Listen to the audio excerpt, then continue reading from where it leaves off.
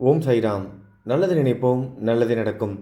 7 நாள் ஆன்மீக பயணம் சப்தாகம். இன்றைக்கி நம்ம 5வது நாள் முடித்து நல்லபடியாக 6வது நாளை தொடங்குகிறோம். அத்தியாயம் 36. 2 கோவா கணவான்கள். திருமதி அவுரங்காபாத்கர் ஆகியோரின் அற்புத கதைகள். இந்த அத்தியாயம் கோவாவிலிருந்து வந்த 2 கணவான்கள் சோலாப்பூரின் திருமதி அவுரங்காபாத்கர் ஆகியோரின் அற்புத கதைகளை பற்றி கூறுகிறது. 2 கோவா கணவான்கள். ஒருமுறை சாய்பாபாவின் தரிசனத்தை பெறுவதற்காக கோவாவிலிருந்து இருவர் வந்து அவர் முன் வீழ்ந்து பணிந்தனர். இருவரும் ஒன்றாக வந்தபோதும் அவர்களில் ஒருவரிடம் மட்டுமே பாபா தட்சணையாக ரூபாய் 15 கேட்டார். அதுவும் விருப்பமுடன் கொடுக்கப்பட்டது. மற்றும் ஒருவர் தாமாகவே முன்வந்து ரூபாய் 35 அளித்தார். மற்ற எல்லோரும் ஆச்சரியப்படும்படியாக பாபா அதை பெற்றுக்கொள்ளவில்லை.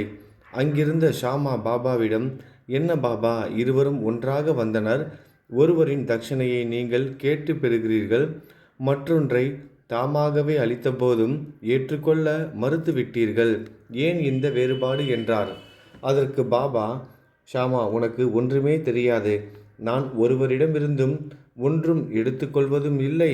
இம்மசூதியின் ஆளும் தெய்வமான மசூதி தாயி குறிக்கப்பட்ட கடன் தொகையை கேட்டால் அதை அவர் அளித்து கடனிலிருந்து விடுபடுகிறார். கவனிக்கும்படியாக எனக்கு எவ்வித வீடோ சொத்தோ குடும்பமோ இருக்கிறதா? எனக்கு எதுவுமே தேவையில்லை. எப்போதும் சுதந்திரமாகவே இருக்கிறேன். கடன், பகைமை, கொலை ஆகியவைகளுக்கு பரிகாரம் தேடப்பட வேண்டும். தப்ப வழியே இல்லை என்று கூறிவிட்டு பின் தமக்கே உரித்தான பாணியில் பின்வருமாறு கூறத் தொடங்கினார். முதலில் அவர் ஏழையாக இருந்ததாகவும் அவருக்கு ஒரு வேலை கிடைத்தால் முதல் மாத சம்பளத்தை காணிக்கையாக செலுத்துவதாக வேண்டிக் கொண்டார். மாதம் ரூபாய் 15 சம்பளமுள்ள ஒரு வேலை அவருக்கு கிடைத்தது. பின்னர் சம்பளம் படிப்படியாக உயர்ந்து ரூபாய் 700 அடைந்தது. ஆனால் அவரின் சுபிட்சத்தில் அவர் வேண்டிக் கொண்டதை முழுமையாக மறந்துவிட்டார். கர்மவினை அவரை இவ்விடம் தள்ளிவிட்டு இருக்கிறது. அதனால் அத்தொகையை நான் அவரிடமிருந்து தட்சணையாக பெற்றேன். மற்றும் ஒரு கதை. கடற்கரை ஓரமாக நான் உலவி திரிந்து கொண்டிருந்த போது ஒரு பிரம்மாண்டமான மாளிகையை வந்தடைந்தேன். அதன் தாழ்வாரத்தில் அமர்ந்தேன். வீட்டுக்காரர் எனக்கு நல்ல வரவேற்பளித்து வயிறார உணவு அளித்தார். உறங்குவதற்காக அலமாரிக்கு அருகிலுள்ள தூய சுத்தமான இடத்தை எனக்கு காண்பித்தார். அங்கு உறங்கினேன். நான் ஆழ்ந்த துயில் கொண்டிருக்கும் போது அம்மனிதன் சுவற்றை கன்னம் வைத்து உள்நுழைந்து என் பையிலிருந்த பணத்தை எல்லாம் கத்தரித்து எடுத்துக்கொண்டான். கண் விழித்தபோது எனது ரூபாய் 30,000 திருடப்பட்டு விட்டதை அறிந்தேன். பெரிதும் கவலையுற்று புலம்பிக் கொண்டிருந்தேன். பணம் கரன்சி நோட்டாக இருந்தது. அப்பிராமணன் அதை திருடிவிட்டான் என நான் நினைத்தேன். உணவிலும் பானத்திலும் எனது விருப்பத்தை எல்லாம் இழந்து அந்த தாழ்வாரத்திலேயே 15 நாட்கள் புலம்பி அழுது கொண்டு உட்கார்ந்து இருந்தேன். 15 நாட்கள் கழிந்ததும் வழிப்போக்கரான ஒரு பக்கிரி நான் அழுது கொண்டிருப்பதை கண்டு எனது துன்பத்திற்கான காரணத்தை விசாரித்தார். நான் அவரிடம் எல்லாவற்றையும் கூறினேன். அதற்கு அவர், நான் சொல்லுகிறபடி செய்தீரே ஆனால் உமக்கு பணம் திரும்ப கிடைக்கும். ஒரு பக்கிரியிடம் செல்லும். நான் அவரை பற்றிய விவரம் தருகிறேன். அவரிடம் உம்மை முழுவதும் சமர்ப்பித்து விடும். அவர் உனது பணத்தை மீட்டு தருவார். இந்த இடைப்பட்ட வேளையில் பணம் திரும்ப கிடைக்கும் வரை உமக்கு பிடித்தமான உணவை விட்டுவிடவும் என்றார். அப்பக்கிரியின் அறிவுரைப்படி நடந்து எனது பணத்தை திரும்ப பெற்றேன். பின்னர் வாதாவை விட்டு நீங்கி கடற்கரையை அடைந்தேன். அங்கு ஒரு நீராவி கப்பல் நின்று கொண்டு இருந்தது. அதில் கூட்டமாக இருந்ததால் ஏற முடியவில்லை. ஆனால் அங்கிருந்த நல்ல குணமுடைய பியூன் ஒருவன் எனக்காக குறுக்கிட்டதால் அதிர்ஷ்டவசமாக உள்ளே ஏறினேன். கப்பல் என்னை அக்கறை கொண்டு சேர்த்தது. அங்கிருந்து ரயில் ஏறி மசூதி மாயிடம், மசூதி தெய்வத்திடம் வந்தேன். கதை முடிந்தது. பாபா ஷாமாவிடம் அவ்விருந்தாளிகளை அழைத்து சென்று அவர்களின் உணவுக்கு ஏற்பாடு செய்யும்படி கேட்டுக்கொண்டார். பின்னர் ஷாமா அவர்களை வீட்டிற்கு அழைத்து சென்று உணவு அளித்தார். உணவின் போது ஷாமா அவர்களிடம், பாபாவின் கதை விளங்காத புதிராக இருப்பதாகவும், ஏனெனில் அவர் கடற்கரை பக்கமே சென்றது கிடையாது என்றும், ரூபாய் 30,000 போன்ற எவ்வித பணத்தையும் அவர் வைத்திருக்கவில்லை என்றும், பயணம் செய்ததே இல்லை, பணத்தையும் தொலைத்ததே இல்லை, மீண்டும் அதை திரும்ப பெற்றதும் இல்லை என்றும் கூறி அதை அவர்கள் புரிந்து கொண்டு அதன் குறிப்பு நுட்பத்தை அறிந்து கொண்டார்களா என்று கேட்டார். விருந்தினர் ஆழ்ந்து மனமுருகி கண்ணீர் சிந்தினார். தொண்டை அடைக்கும் குரலில் அவர்கள், பாபா நிறை பேருடையவர், எல்லையற்றவர், தன் நிகர் இல்லாத முழு முதல் பொருள் பரபிரம்மம். அவர் உரைத்த கதை சரிநுட்பமாக எங்களது கதையே ஆகும். அவர் பேசியது யாவும் எங்களை பொறுத்தவரை ஏற்கனவே நடந்துவிட்டன. இதையெல்லாம் அவர் எங்கனம் அறிந்தார் என்பது ஆச்சரியத்துள் எல்லாம் ஆச்சரியம்.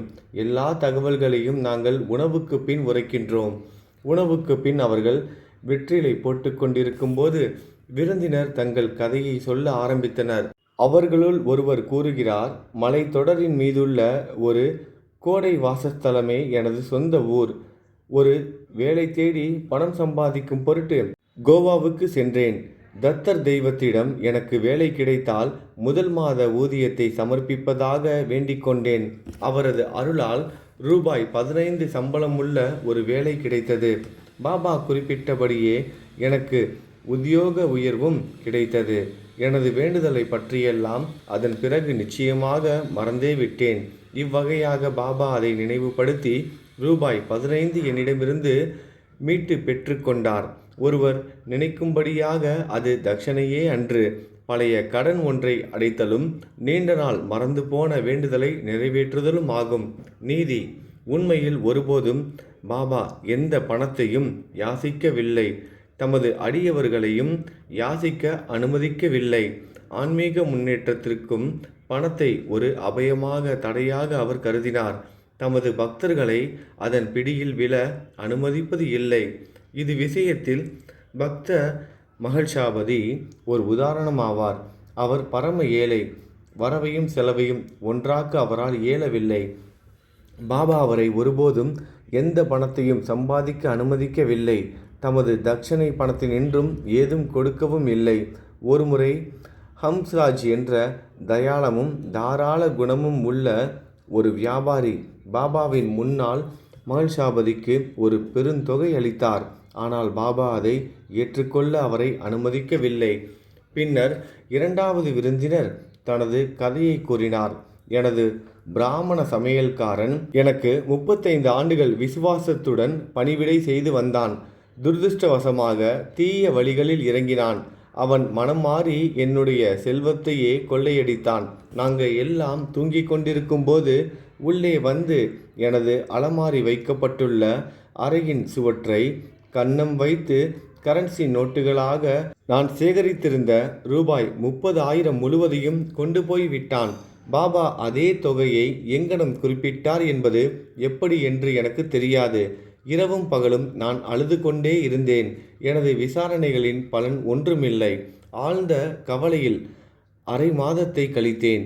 தாழ்வாரத்தில் நான் அமர்ந்திருந்த போது அவ்வழியாக போய்கொண்டிருந்த ஒரு பக்கிரி வருத்தப்பட்டு நொந்து போயிருக்கும் எனது நிலையை கவனித்துவிட்டு அதன் காரணத்தை விசாரித்தார். அனைத்தை பற்றியும் அவரிடம் கூறினேன். கோபர்காவன் தாலுகா ஷீரடியில் சாயி என்ற பெயருடைய அவலியா ஒருவர் இருப்பதாக அவர் கூறினார். அவரிடம் ஒரு வேண்டுதல் செய்து கொள். உனக்கு மிகவும் பிடிக்கும் உணவு ஒன்றை மனதில் நினைத்து உமது தரிசனம் பெறும் வரை அவ்வுணவு உண்பதை நீக்கிவிட்டேன் என்று கூறிக்கொள் என்றார். பின்னர் அவ்வாறே நான் பிரார்த்தனை செய்து கொண்டேன். அரிசி சோறு சாப்பிடுவதை விட்டுவிட்டேன். பாபா அதை தனது சொத்து மீண்ட பிறகும் நான் உமது தரிசனத்தை பெற்றான பிறகும் உண்பேன் என்று உறுதி கூறிக்கொண்டேன். இதன்பின் 15 நாட்கள் கழிந்தன. அந்த பிராமணன் தானாகவே என்னிடம் திரும்ப வந்து எனது பணத்தை திருப்பி கொடுத்து தன் செயலுக்காக வருந்தி, எனக்கு பைத்தியம் பிடித்து இவ்வாறு நடந்து கொண்டேன். இப்போது உமது காலடிகளில் என் தலையை வைக்கிறேன். தயவு செய்து மன்னித்தருளும் என்றான். இவ்வாறு எல்லாம் நலமாகவே முடிவடைந்தன. என்னை சந்தித்து எனக்கு உதவிய பக்கிரி மீண்டும் காணப்படவில்லை. அப்பக்கிரி எனக்கு கூறிய சாய்பாபாவை காண வேண்டுமென்ற ஒரு தீவிர ஆர்வம் என்னுள் எழுந்தது. எனது வீடு வரை வந்த அப்பக்கிரி சாய்பாபாவை தவிர வேறு யாருமில்லை என்று நான் நினைத்தேன். என்னை காண வந்து எனது தொலைந்து போன பணத்தை மீண்டும் பெற்றுத் தருவதற்காக எனக்கு உதவி புரிந்த அவரா 35 ரூபாய் பெறுவதற்காக ஆர்வமாக இருப்பார். மாறாக எங்களிடமிருந்து எதையும் எதிர்பார்த்து கொண்டிராது எங்களை ஆன்மீக முன்னேற்ற பாதையில் அழைத்து செல்வதில் அவர் தம்மாலான முழு முயற்சியை எப்போதுமே செய்கிறார். திருடப்பட்ட எனது சொத்து மீண்டும் கிடைத்தவுடன் நான் பெருமகிழ்வுற்றேன். அந்த மயக்கத்தில் எனது வேண்டுதலை எல்லாம் மறந்துவிட்டேன். பின்னர் நான் கொலபாவில் இருந்தபோது ஒரு நாள் இரவு கனவில் சாய்பாபாவை கண்டேன். இது நான் ஷீரடிக்கு வருகிறேன் என்று எடுத்திருந்த பிரார்த்தனையை எனக்கு நினைவூட்டியது. அதனால் கோவாவுக்கு சென்று அங்கிருந்து கப்பலில் பம்பாய் வழியாக ஷீரடிக்கு செல்ல விரும்பினேன். ஆனால் துறைமுகத்துக்கு வந்தபோது அக்கப்பல் ஏற்கனவே கூட்டமாக இருப்பதையும் இடம் இல்லாததையும் அறிந்தேன். கப்பல் தளபதி என்னை அனுமதிக்கவில்லை. நல்ல குணமுடைய எனக்கு பழக்கமில்லாத ஒரு பியூன் குறுக்கிட்டதால் எனக்கு கப்பலில் இடம் அனுமதிக்கப்பட்டு பம்பாய் வந்து சேர்ந்தேன். பின்னர் ரயில் மூலமாக இவ்விடம் வந்தேன். பாபா எவ்விடத்தும் வியாபித்து இருப்பவர் என்றும் எல்லாம் அறிந்தவர் என்றும் நான் நிச்சயமாக நம்புகிறேன். நாங்கள் யார், எங்கள் வீடு எங்கே இருக்கிறது, பாபா எங்களது பணத்தை மீட்டு கொடுத்தது, தாமே எங்களை அவரிடம் ஈர்த்து இழுத்ததான எங்களது நல்ல அதிர்ஷ்டம்தான் எவ்வளவு பெரியது. ஷீரடியை சேர்ந்த மக்களாகிய நீங்கள் நிச்சயமாக எங்களை காட்டிலும் எல்லையற்ற அளவு மேலானவர்களாகவும் மிகுந்த அதிர்ஷ்டம் வாய்ந்தவர்களாகவும் இருக்கிறீர்கள். பாபா விளையாடி சிரித்து உரையாடி இவ்வளவு ஆண்டுகள் வாழ்ந்து கொண்டிருப்பதும் உங்களுடனேயே அல்லவா? உங்களுடைய பூர்ண புண்ணிய பலன் அளவிடற்கரியதாக இருக்க வேண்டும். ஏனெனில் அதுவே பாபாவை ஷீரடிக்கு இழுத்து விட்டிருக்கிறது. சாயியே எங்களது தத்தர். அவரே வேண்டுதலுக்கு கட்டளையிட்டார். கப்பலில் ஓர் இடமும் அளித்து என்னை இவ்விடம் சேர்ப்பித்தார். இவ்விதமாக அவரது எங்கும் நிறை பேரறிவிற்கும் எல்லாம் வல்ல பேராற்றலுக்கும் நிரூபணத்தை அளித்தார். திருமதி அவுரங்காபாத்கர். ஷோலாப்பூரை சேர்ந்த சகாராம் அவுரங்காபாத்கர் என்பவரின் மனைவிக்கு 27 ஆண்டு காலமாக குழந்தையே இல்லை. கணக்கற்ற பிரார்த்தனைகளை அவள் கடவுளர்களிடமும் அம்மன்களிடமும் செய்து கொண்டாள். ஆனால் வெற்றி பெறவில்லை. பின்னர் அவள் பெருமளவு நம்பிக்கை இழந்தவளாக ஆனாள். இவ்விஷயத்தில் இறுதியான முயற்சியாக தனது சகோதரியின் புதல்வனான விஸ்வநாத்துடன் ஷீரடிக்கு வந்து பாபாவுக்கு சேவை செய்து கொண்டு 2 மாதங்கள் தங்கி இருந்தாள். மசூதிக்கு அவள் சென்றபோதெல்லாம் கூட்டத்தால் மசூதி நிரம்பி இருப்பதையும் பாபா பக்தர்களால் சூழப்பட்டிருப்பதையும் கண்டாள்.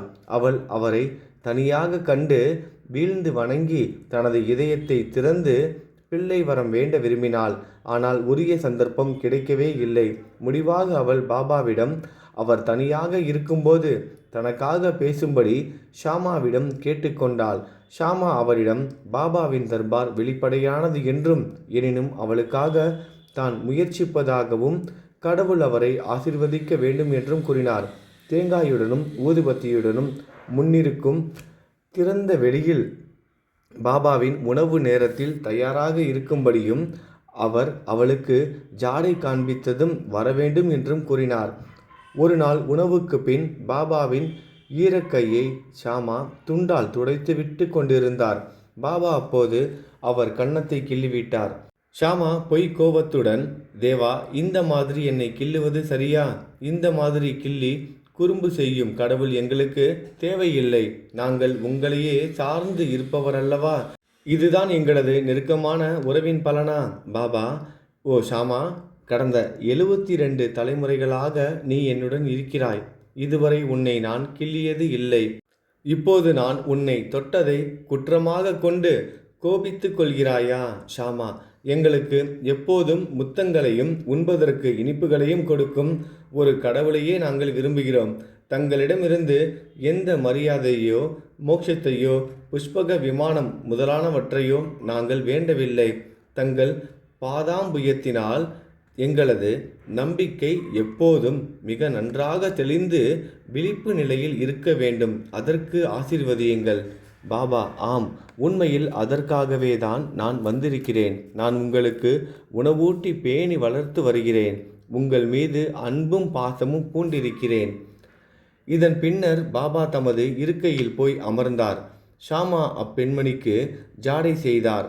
அவள் மேலே வந்து வணங்கி தேங்காய், ஊதுபத்தி இவைகளை பாபாவிடம் அளித்தார். பாபா அந்த முற்றல் தேங்காயை ஆட்டினார். அதனுள் இருந்த பருப்பு உருண்டு சப்தம் செய்தது. பாபா, ஷாமா, இது உருளுகிறதே, என்ன சொல்கிறது என்பதை கவனி. ஷாமா, இப்பெண்மணி அம்மாதிரியாகவே ஒரு குழந்தையும் தனது வயிற்றில் உருண்டு உயிர் பெற வேண்டுமென்று வேண்டுகிறாள். எனவே அத்தேங்காயை தங்களது ஆசீர்வாதத்துடன் கொடுங்கள். பாபா, இத்தேங்காய் அவளுக்கு மதலை அளிக்குமா? இம்மாதிரி விஷயங்களில் எல்லாம் ஜனங்கள் எவ்வளவு முட்டாள்தனமாகவும் போலி நம்பிக்கையுடனும் இருக்கிறார்கள். ஷாமா, தங்களது மொழி, ஆசி இவைகளின் சக்தியை நான் அறிவேன். தங்களது சொல் அவளுக்கு குழந்தைகளின் தொடரையே அளிக்கும். நீங்கள் விவாதித்து கொண்டிருக்கிறீர்களே தவிர உண்மையான ஆசையை அளிக்கவில்லை. விவாதம் கொஞ்ச நேரம் நடந்து கொண்டு இருந்தது. பாபா தேங்காயை உடைக்கும்படி மீண்டும் மீண்டும் ஆணையிட்டு கொண்டிருந்தார். ஷாமாவோ முழு தேங்காயையும் அப்பெண்மணிக்கே அளிக்கும்படி விவாதித்து கொண்டிருந்தார். முடிவாக பாபா சம்மதித்தார். பாபா, அவளுக்கு ஒரு குழந்தை பிறக்கும். ஷாமா, எப்போது? பாபா, 12 மாதங்களில். இதன் பேரில் தேங்காய் 2ஆக உடைக்கப்பட்டு ஒரு பகுதியை இருவரும் உண்டனர். மறுபகுதி அவளிடம் அளிக்கப்பட்டது. பின்னர் ஷாமா அப்பெண்மணியின் பக்கம் திரும்பி, அன்புள்ள அம்மையே, நீ எனது மொழிகளுக்கு ஒரு காட்சி. 12 மாதங்களுக்குள் உனக்கு குழந்தை ஏதும் பிறக்காவிட்டால் ஒரு தேங்காயை இந்த தெய்வத்தின் சாய்பாபாவின் தலையின் மீது அடித்து அவரை மசூதியிலிருந்து வெளியே விரட்டி விடுவேன். இதை நான் செய்ய தவறுவேனே ஆயின் என்னை மாதவ் என்று நானே அழைத்து கொள்ள மாட்டேன். நான் கூறுவதை நீ விரைவில் உணர்வாய் என்று சூளுரைத்தார். அவள் ஓராண்டுக்குள் ஒரு புதல்வனை பெற்றெடுத்தாள். புதல்வனது 5வது மாதத்தில் அவனை மசூதிக்கு எடுத்து வந்தாள். கணவன் மனைவி இருவரும் பாபாவின் முன்னால் வீழ்ந்து வணங்கினார்கள். நன்றியுள்ள தகப்பனார் ரூபாய் 500 அன்பளிப்பாக சமர்ப்பித்தார். ஷியாம் கர்னா என்ற பாபாவின் குதிரைக்கு ஒரு கொட்டகை கட்டுவதற்காக அத்தொகை செலவிடப்பட்டது.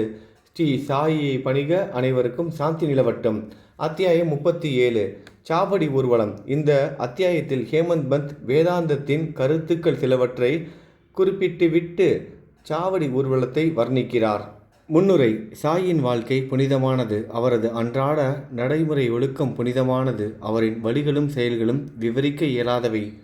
சில நேரங்களில் அவர் பிரம்மானந்த பெருநிலையில் தெய்வீக ஆனந்தம் இருந்தார். மற்றும் சில சமயங்களில் ஆத்ம ஞானத்துடன் அடக்கமாயிருந்தார்.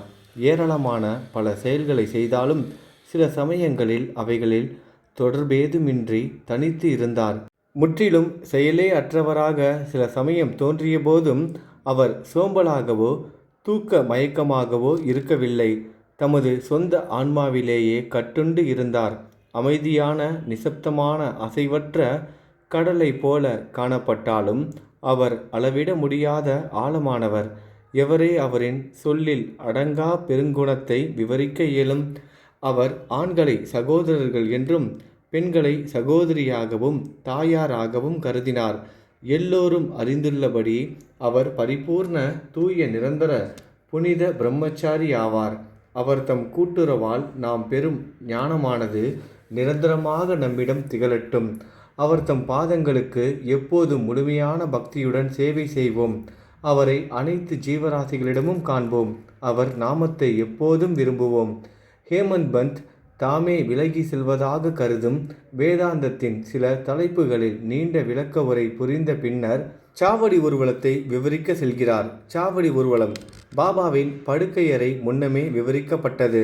ஒரு நாள் அவர் மசூதியில் தூங்கினார். மறுநாள் சாவடியில் மசூதிக்கு அருகில் 1-2 அறைகள் உள்ள கட்டிடம் தூங்கினார். இவ்வாறு மாறி மாறி தூங்குவது பாபா மகா சமாதி அடையும் வரை நடைபெற்றது. 1909ஆம் ஆண்டு டிசம்பர் 10ஆம் தேதி முதல் அடியார்கள் பாபாவுக்கு சாவடியிலேயே முறையான வழிபாடு செய்ய தொடங்கினர். சாவடிக்கு போகும் முறை வந்ததும் மக்கள் மசூதியை சூழ்ந்து கொள்வர். மண்டபத்தில் சில மணி நேரம் பஜனை செய்வர். அவர்களுக்கு பின்னால் துளசி பிருந்தாவனத்தின் வடதிசைக்கும் பாபாவின் முன்பும் உள்ள இடைப்பட்ட இடத்தில் ஓர் அழகிய ரதம் இருந்தது. பஜனையில் விருப்பமுள்ள மக்கள் இருந்தனர். பஜனையில் விருப்பமுள்ள ஆண்களும் பெண்களும் உரிய நேரத்தில் வந்தனர். தங்கள் கைகளில் தால், ஜால்ரா, சப்லா கட்டை, கர்தால், கஞ்சிரா, மிருதங்கம், கோல், டோலக்கு முதலிய இன்னிசை கருவிகளை வைத்துக்கொண்டு பஜனை நடத்தினர். அங்குள்ள அடியவர்கள் எல்லாம் ஈர்த்து இழுத்த காந்தம் சாய்பாபா ஆவார். புறத்தேயுள்ள திண்ணையில் சிலர் தங்கள் தீவெட்டிகளை ஒழுங்குபடுத்தினர். சிலர் பல்லக்கை அலங்கரித்தனர்.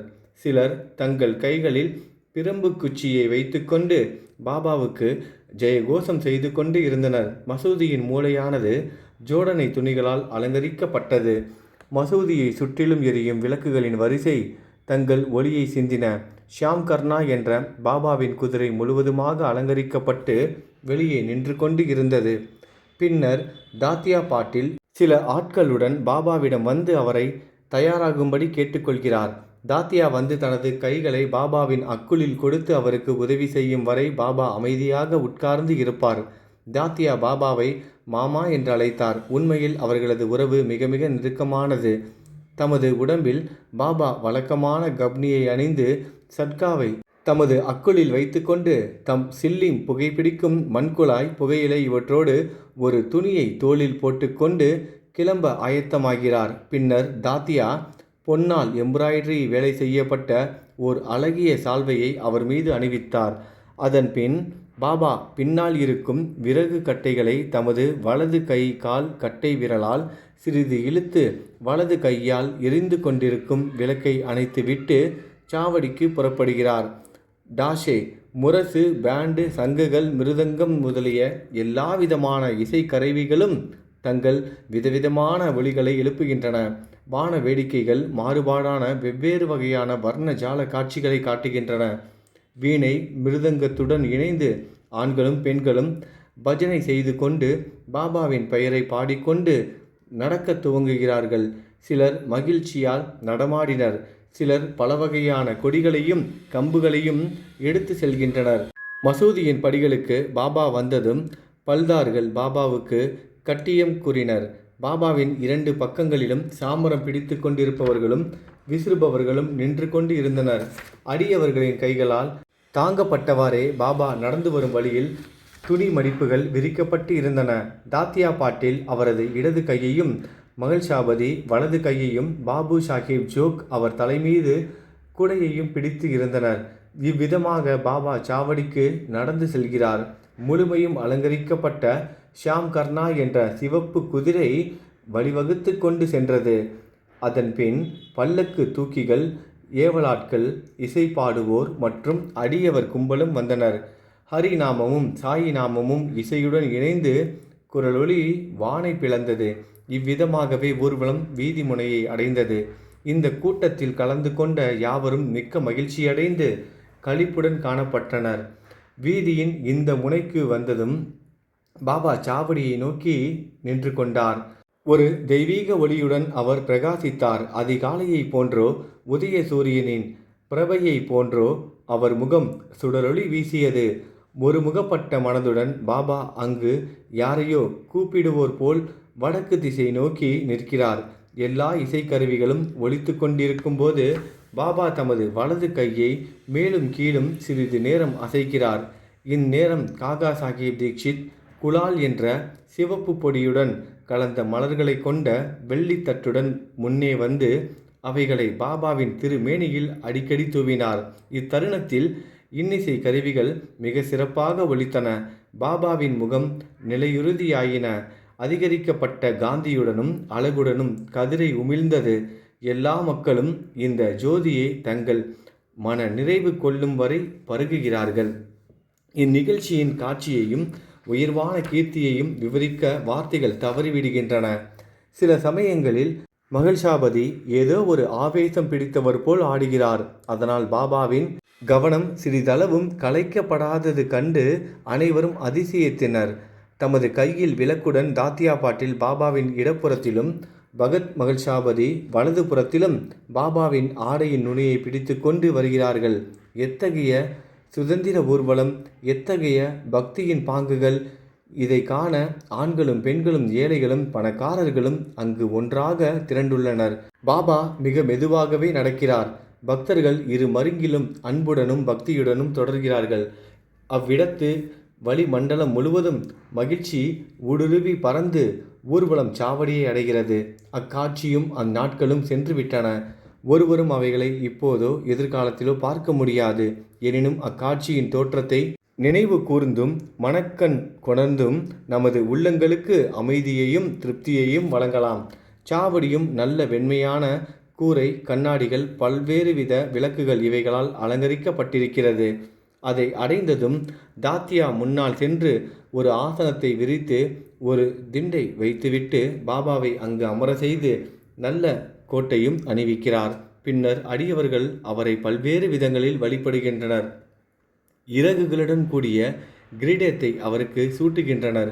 அவர் கழுத்தை சுற்றி பூ மாலைகளையும் அணிமணி பூன் மாலைகளையும் அணிவித்து நறுமணம் கமலும் நேர்கோடுகளையும் ஒரு புள்ளியையும் வைணவ அடியார்களை போன்று இட்டு அவர்கள் அவரை உள்ளம் நிறைவடையும் வண்ணம் நீண்ட நேரம் கூர்ந்து பார்க்கிறார்கள். தலைப்பாகையை அடிக்கடி மாற்றுகின்றனர். தூக்கி எறிந்து விடுவார் என்று பயந்து அவர் தலையிலிருந்து எடுத்து மேலே சிறிது தூக்கி பிடிக்கிறார்கள். அவர்கள் உள்ளங்களையெல்லாம் பாபா அறிகிறார். அடக்க ஒடுக்கமுடனும் தடை செய்யாமலும் அவர்கள் இஷ்டங்களுக்கு எல்லாம் பாபா சாதுவாக கீழ்ப்படுகிறார். இவ்வலங்காரங்களுடன் அவர் வியக்கத்தக்க அழகுடன் திகழ்கிறார். நானா சாஹேப் நிமோன்கர் கம்பை சுற்றி செய்யப்பட்டுள்ள அழகான குஞ்சரங்களுடன் கூடிய கொடையை மேலே பிடிக்கிறார். பாபு சாஹேப் ஜோக் ஒரு வெள்ளி பாத்திரத்தில் பாபாவின் பாதங்களை கழுவுகிறார். அர்க்கியமும் பூஜையையும் உரிய சம்பிரதாயங்களுடன் செய்துவிட்டு அவர் கைகளில் சந்தனம் பூசி தாம்பூலம் அளிக்கிறார். பாபா தமது ஆசனத்தில் அமரும்போது தாத்தியாவும் மற்றவர்களும் நின்று கொண்டு இருக்கிறார்கள். அவர் பாதங்களில் வீழ்ந்து பணிகிறார்கள். பாபா வசதியாக திண்டின் மேல் சாய்ந்து அமர்ந்து கொண்டிருக்கும் போது இரு மருங்கும் உள்ள அடியவர்கள் சாமரமும் விசிறியும் வீசுகிறார்கள். பின்னர் ஷாமா ஷில்லீம் புகைப்பிடிக்கும் மண்குழாய் தயார் செய்து அதை தாத்தியா பாட்டிலின் கையில் கொடுக்க அவர் அதை தமது சுவாசத்தால் ஒருமுறை உறிஞ்சிய பின்னர் பாபாவிடம் கொடுக்கிறார். பாபா புகைத்த பின்னர் அது பகத் மகள்ஷாபதியிடமும் கொடுக்கப்பட்டு பின்னர் சுற்றி எல்லோரிடமும் வழங்கப்படும். ஜடமான சில்லிம் புனிதமாக்கப்பட்டது. அது பலவித தண்டனைகளுக்கும் துயரங்களுக்கும் ஆட்பட வேண்டி இருக்கிறது. குயவர்களால் மிதியுண்டும் வெயிலில் காய வைக்கப்பட்டும் நெருப்பில் சுடப்பட்டும் இருப்பினும் பாபாவின் கைகளில் படுவதற்கும் அவரின் முத்தத்தை பெறுவதற்கும் அது நல்ல அதிர்ஷ்டம் பெற்றிருக்கிறது. இதன் பின்னர் விழா முடிவடைந்து பூ மாலையை பாபாவின் கழுத்தில் அடியவர்கள் அணிவிக்கிறார்கள். பூச்செண்டும் அளிக்கிறார்கள். உணர்வு வசமுறா நடுநிலைமையின் அவாவின்மையின் அவதாரமாகிய சாயி அட்டிகை, அணிமணிகள், பூமாலைகள் மற்றும் பல அலங்காரங்கள் இவைகளை பற்றியெல்லாம் எல்லளவும் கவலைப்படுவது இல்லை. ஆனால் தம் அடியவர்களிடம் உள்ள உண்மையான அன்பின் காரணமாக அவர்கள் தாங்கள் விரும்பிய வழிகளை கையாண்டு மகிழ்வடைய அனுமதித்தார். முடிவாக இன்னிசை கருவிகள் தங்கள் புனித ராகங்களால் ஒலித்து கொண்டிருக்க பாபு சாஹேப் ஜோக் எல்லா சம்பிரதாயங்களுடனும் ஆரத்தி காண்பிக்கிறார். இந்த ஆரத்தி முடிவுற்றதும் அடியவர்கள் ஒவ்வொருவராக வணங்கி விடை பெற்று கொண்டு வீடுகளுக்கு திரும்புகிறார்கள். தாத்தியா பாட்டில் அவருக்கு சில்லிம், பன்னீர், அத்தர், சென்ட் இவைகளை அளித்துவிட்டு புறப்படுவதற்காக எழும்போது பாபா அவரிடம், அன்பு ததும்ப என்னை பார்த்துக்கொள், வேண்டுமானால் போ, இரவில் சில சமயங்கள் வந்து என்னை விசாரித்துக்கொள் என்று கூறுகிறார். சரியென விடையளித்துவிட்டு தாத்தியா பாட்டில் சாவடியை விட்டு வீட்டுக்கு செல்கிறார். பின்னர் பாபா தாமே படுக்கையை தயாரித்து கொள்கிறார். ஒன்றன் மேல் ஒன்றாக 50-60 வெள்ளை துண்டுகளை விரித்து படுக்கையை தயார் செய்து கொண்டு இளைப்பாற செல்கிறார். வாசகர்கள் ஒவ்வொரு நாளும் படுக்கும் முன் சாய் பாபாவையும் அவரது சாவடி ஊர்வலத்தையும் நினைவு கூறும்படியான வேண்டுகோளுடன் இந்த அத்தியாயத்தை முடித்து அனைவரும் இளைப்பாறுவோமாக. ஸ்ரீ சாயியை பணிக. அனைவருக்கும் சாந்தி நிலவட்டும். அத்தியாயம் 38. பாபாவின் ஹண்டி, கோவிலை மதிக்காதிருத்தல், காலா அல்லது கதம்ப உணவு, ஒரு கிண்ணம் மோர். சென்ற அத்தியாயத்தில் நாம் பாபாவின் சாவடி ஊர்வலத்தை பார்த்தோம். இந்த அத்தியாயத்தில் ஹண்டி என்ற பாபாவின் சமையல் பாத்திரத்தை, பெரிய அண்டா பற்றியும் மற்றும் சில விஷயங்களையும் காண்போம். முன்னுரை. புனிதமான சத்குரு சாயி உலகம் அனைத்துக்கும் மகிழ்ச்சியை நல்கி அடியவர்களின் நலன்களை நிறைவேற்றி தங்களின் திருவடிகளை சரணடைந்தவர்களின் பேரிடர்களை போக்குபவருமான தங்களை வணங்குகிறோம். மிகுந்த தாராள குணமுடையவராகவும் தங்களை சரணடைவோர்களின் பாதுகாவலராகவும் இரட்சகராகவும் விளங்கும் தாங்கள் மக்களுக்காக இறங்கி அவர்களுக்கு நன்மை செய்யவே அவதரித்து இருக்கிறீர்கள். தூய ஆன்மாவின் சாராம்சமான சாறு பிரம்மாவின் அச்சில் ஊற்றப்பட்டு இதிலிருந்து ஞானிகளுக்குள் எல்லாம் முடிமணியாக சாயி அவதரித்து விளங்குகிறார். இந்த சாயி ஆத்மரே ஆனவர். தூய தெய்வீக பேரின்பத்தின் இருப்பிடமே அவர். வாழ்க்கையின் அனைத்து குறிக்கோளையும் தாமே அவர் எய்தியதோடு நில்லாது தமது அடியவர்களை பற்றற்றவர்களாகவும் சுதந்திரமானவர்களாகவும் ஆக்கினார். பாபாவின் ஹண்டி. நமது சாஸ்திரங்களில் வெவ்வேறு காலங்களுக்கு வெவ்வேறு சாதனைகள் விதிக்கப்பட்டு இருக்கின்றன. தவம் கிருதயுகத்திற்கு, ஞானம் திரேதாயுகத்திற்கு, யக்ஞம் துவாபர யுகத்திற்கு, தானம் கலியுகத்துக்கு சிபாரிசு செய்யப்பட்டு இருக்கின்றன. தானங்கள் அனைவற்றிலும் அன்னதானமே சிறந்தது. மதியான நேரத்தில் நமக்கு உணவு கிடைக்காத போது நாம் மிகவும் குழப்பமடைகிறோம். அதை போன்ற சூழ்நிலைகளில் மற்ற ஜீவராசிகளும் அங்கனமே உணர்கின்றன. இதை அறிந்து எளியவர்களுக்கும் பசி அடைந்தோருக்கும் உணவளிப்பவரே மிக சிறந்த கொடையாளி அல்லது தர்மவான். உணவே பிரம்மம். உணவிலிருந்தே எல்லா உயிர்களும் பிறக்கின்றன. பிறந்த பின்னும் உணவாலேயே உயிர் வாழ்கின்றன. அழிந்த பின்னும் உணவின் உள்ளேதான் மீண்டும் உட்செல்கின்றன என்கிறது தைத்திரிய உபனிஷதம்.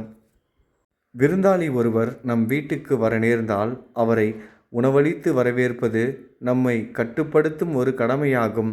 செல்வம், சொத்து, உடை முதலான மற்றவித தானங்கள் செய்வதற்கு விவேகம் தேவைப்படுகிறது. ஆனால் உணவின் விஷயத்தில் அத்தகைய யோசனைகள் எதுவும் தேவையில்லை. மதியான நேரத்தில் யார் வேண்டுமானாலும் நம் வீட்டு வாசலிடை வரட்டும். அவருக்கு உணவு அளிக்கப்பட வேண்டும். அதிலும் முடவர்கள், சரியாக நடக்க முடியாதவர்கள், குருடர்கள், வியாதியஸ்தர்களான ஆண்டிகள் முதலியோருக்கு முதலில் உணவு அளிக்கப்பட வேண்டும். உடல் நலமுடன் இருப்பவர்களுக்கும் உறவினர்களுக்கும் பின்னால் உண்பிக்கப்பட வேண்டும். முதலில் குறிப்பிட்டோருக்கு உணவளிப்பதால் உண்டாகும் புண்ணியம் பின்னால் குறிப்பிட்டவர்களுக்கு அளிப்பதை விட மிகவும் அதிகமாகும்.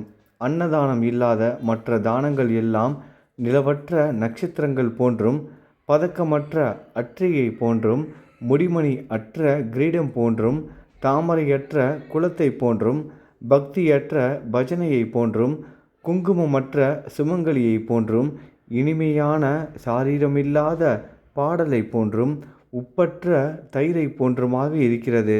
வரன் பருப்பு சூப் மற்றெல்லா பதார்த்தங்களை விடவும் சிறந்திருப்பதை போன்று மற்றெல்லா புண்ணியங்களை விட அன்னதானம் சிறந்து இருக்கின்றது. இப்போது பாபா எங்கனம் உணவு சமைத்து அதை விநியோகித்தார் என்பதை காண்போம். பாபாவுக்காக ஒரு சிறிதே உணவு தேவைப்பட்டது என்றும் அவருக்கு தேவையானதும் சில வீடுகளில் பிச்சை எடுத்தும் பெறப்பட்டது என்பதும் முன்னமேயே எடுத்து சொல்லப்பட்டு விட்டது. ஆயின் அனைவருக்கும் உணவளிக்க வேண்டுமென்று அவர் தீர்மானித்ததால் அவராகவே எல்லா ஏற்பாடுகளையும் செய்கிறார். இந்த விஷயத்தில் அவர் யாரையும் எவரையும் சார்ந்திருக்கவோ தொல்லைப்படுத்தவோ இல்லை. முதலில் கடைவீதிக்கு சென்று சோளம், மாவு, நறுமண பலசரக்கு வகைகள் முதலிய எல்லாவற்றையும் பணம் கொடுத்து வாங்குகிறார். கோதுமை அரைத்தலையும் தாமே செய்கிறார். மசூதிக்கு முன்னால் உள்ள திறந்த வெளியில் ஒரு பெரிய அடுப்பை வைத்து நெருப்பை மூட்டி அதற்கு மேல் ஹண்டி என்னும் ஒரு பாத்திரத்தை சரியான அளவு தண்ணீர் ஊற்றி வைக்கிறார். 2 விதமான ஹண்டிகள் இருந்தன. ஒன்று சிறியது, மற்றொன்று பெரியது. முன்னது 50 பேருக்கு உணவளிக்க ஏற்றது. பின்னது 100 பேருக்கானது. சில சமயம் அவர் மிட்டா சாவல் என்னும் சர்க்கரை பொங்கலை சமைத்தார். மற்றும் சில சமயங்களில் புலவை மாமிசத்துடன் சமைத்தார். சில சமயங்களில் கொதித்து கொண்டிருக்கும் வரன் என்னும் சூப்பில் கோதுமை மாவை சிறு உருண்டைகளாகவோ அல்லது தட்டையான ரொட்டிகளாகவோ செய்து மிதக்க விட்டார். வாசனை பொருட்களை அம்மியில் வைத்து இடித்து தூளை சமையல் பாத்திரத்தில் போட்டார். உணவை மிகவும் சுவையானதாக்க அவர் எல்லா சிரமங்களையும் எடுத்துக்கொண்டார். ஜவ்வாரி, கேழ்விறகு மாவை தண்ணீருடன் கொதிக்கவிட்டு அதை தயிருடன் கலந்து அம்பில் கூழ் தயார் செய்தார். உணவுடன் இந்த அம்பிலை அனைவருக்கும் ஒரே மாதிரியாக விநியோகித்தார். உணவு ஒழுங்காக வேகிறதா என்பதை பார்க்க பாபா தனது கப்னியின் கைகளை மேலே சுருட்டி விட்டு கொண்டு தனது வெறும் கையை கொதிக்கும் பாத்திரத்தில் துளியும் பயமின்றி விட்டு கொதிக்கும் கலவையை நன்றாக மேலும் கீழும் பக்கங்களிலும் கலக்கி விடுகிறார். கை வெந்ததற்கான எந்த அடையாளத்தையோ முகத்தில் பயத்தின் எவ்வித சாயலையோ காண முடிவது இல்லை. சமையல் முடிந்ததும் பாத்திரங்களை மசூதிக்கு கொண்டு வந்து உரிய முறையில் மௌலியை கொண்டு புனிதமாக்கினார். முதல் உணவின் ஒரு பகுதியை மகள்ஷாபதிக்கும் தாத்தியா பாட்டிலுக்கும் அனுப்பிவிட்டு மிச்சத்தை எல்லா ஏழை எளியவர்களுக்கும் திக்கற்றவர்களுக்கும் அவர்கள் உளம் நிறையும் வண்ணம் தமது கையாலேயே பரிமாறினார். பாபா தாமே சமைத்து தாமே பரிமாறிய உணவை உட்கொண்டவர்கள் நிச்சயமாக ஆசீர்வதிக்கப்பட்டவர்கள், அதிர்ஷ்டசாலிகள். இத்தருணத்தில் ஒரு சிலர் சந்தேகத்தையும் கிளப்பலாம். பாபா காய்கறிகளையும் அசைவ உணவையும் பிரசாதமாக தமது அடியவர்களுக்கு ஒரே மாதிரியாகவா வழங்கினார்? விடை வெளிப்படையானதும் எளிதானதும் ஆகும். அசைவ உணவு வழங்கப்பட்டோருக்கு ஹண்டியிலிருந்து பிரசாதமாக உணவு வழங்கப்பட்டது. அதில் பழக்கமில்லாதவர்களை அதை தொட அனுமதிப்பது இல்லை. இவ்வுணவை விசேஷமாக அனுசரிக்க அவர் அவர்களிடம் எவ்வித விருப்பத்தையோ ஆசையையோ தூண்டிவிட்டது இல்லை. குருவே பிரசாதமாக எதையாவது அளிக்கும்போது அது ஏற்றுக்கொள்ளத்தக்கதா இல்லையா என்று எண்ணுபவன் நரகத்தை அடைகிறான் என்னும் ஒரு கொள்கை நன்றாக உறுதி செய்யப்பட்டு இருக்கிறது. இந்த கொள்கையை எந்த ஒரு சீடனும் எவ்விதம் மனதில் ஏற்றுக்கொண்டிருக்கிறான் என்பதை அறிய சில நேரங்களில் பாபா சோதனைகள் நடத்துவார். உதாரணமாக, ஒரு ஏகாதேசி தினத்தன்று தாத்தா கேல்கரிடம் சில ரூபாய்கள் கொடுத்து அவரையே நேராக கொரலாவுக்கு சென்று அங்கிருந்து மாமிசம் வாங்கி வரும்படி கூறினார். இந்த தாத்தா கேல்கர் ஒரு வைதீக பிராமணர். எல்லா வைதீக சம்பிரதாயங்களையும் வாழ்க்கையில் அனுசரித்தவர். செல்வம், தானியங்கள், உடை முதலியவைகளை சத்குருவிற்கு சமர்ப்பிப்பது எல்லாம் போதாது என்றும் முழு நிறை நம்பிக்கையுள்ள கீழ்ப்படிதலும் அவரது உத்தரவுகளை சரிநுட்பமாக நிறைவேற்றுதலுமே அவரை மிகவும் மகிழ்விக்கும் உண்மையான தட்சணையாகும் என்பதை அவர் அறிவார். எனவே தாதா கேல்கர் உடைகளை உடுத்தி கொண்டு அவ்விடத்துக்கு கிளம்பினார். பிறகு பாபா அவரை கூப்பிட்டு, நீயே போகாதே, யாரையாவது அனுப்பு என்று கூறினார். இதன் பேரில் தாதா தமது வேலையால் பாண்டுவை இதற்காக அனுப்பினார். பாபா அவரையும் திரும்பி வர சொல்லி அதையும் ரத்து செய்து விட்டார். மற்றொரு சந்தர்ப்பத்தின் போது புலவ் என்னும் மாமிசக்கரியில் உப்பு சரியாக இருக்கிறதா என்பதை சற்று சுவைத்து பார்க்கும்படி பாபா தாதாவை கேட்டார். பின்னவர் சாதாரணமாகவும் முறைக்காகவும் அது சரியாக இருக்கிறது என்று கூறினார். அதற்கு பாபா, நீ அதை கண்ணால் பார்த்ததோ நாவால் சுவைத்ததோ கிடையாது. பின்னர் அது சுவையாய் இருக்கிறது என்று எப்படி உன்னால் உரைக்க முடியும்? பாத்திரத்தின் மூடியை திறந்து பார் என்று கூறிக்கொண்டே பாபா அவரது கையை பிடித்து பானைக்குள் அழுத்தி கையை முன்னால் நீட்டி கரண்டியை எடுத்து, வைதீகத்தை பற்றி கவலைப்படாமல் பதறாமல் கொஞ்சம் எடுத்து சாப்பாட்டில் போட்டுக்கொள் என்றார். தாய்க்கு குழந்தையிடம் ஒரு உண்மையான அன்பின் அலை தோன்றும்போது அதை கிள்ளிவிட்டு அழத் தொடங்கியதும் தன் மார்போடு அணைத்து கொள்கிறார்கள். அவ்வாறே பாபா உண்மையான தாய் என்ற முறையில் தாதா கேல்கரை இவ்விதமாக கிள்ளிவிட்டார். உண்மையில் எந்த ஞானியோ அல்லது எந்த குருவோ தடுக்கப்பட்ட உணவை தமது வைதீக சீடனை உண்ணும்படி வற்புறுத்தி அதன் மூலம் தம்மை கீழ்மைப்படுத்தி கொள்ள மாட்டார். இந்த ஹண்டி விவகாரம் 1910ஆம் ஆண்டு வரை சில காலம் நடந்தது. பிறகு நின்றுவிட்டது. முன்னதே கூறியதை போன்று தாஸ்கனு பாபாவின் புகழை பம்பாய் மாகாணமெங்கிலும் தம் கீர்த்தனைகளால் பரப்பினார். அப்பகுதியிலிருந்து ஷீரடி மக்கள் திரளாக வந்து கூடத் தொடங்கினர். ஷீரடி சில நாட்களுக்குள்ளாகவே ஒரு புனித சேத்திரம் ஆகிவிட்டது. பக்தர்கள் வெகுமதி அளிப்பதற்காக பல்வேறு பொருட்களை கொணர்ந்தனர். வெவ்வேறு உணவுகளை நைவேத்தியமாக சமர்ப்பித்தனர். அவர்கள் அவ்வாறு அளித்த உணவுப் பொருட்கள் எவ்வளவு என்றால், பக்கிரிகளும் ஆண்டிகளும் வயிறு புடைக்க உண்டுவிட்டு பின்னும் மீதி இருக்கும் அளவு இருந்தது.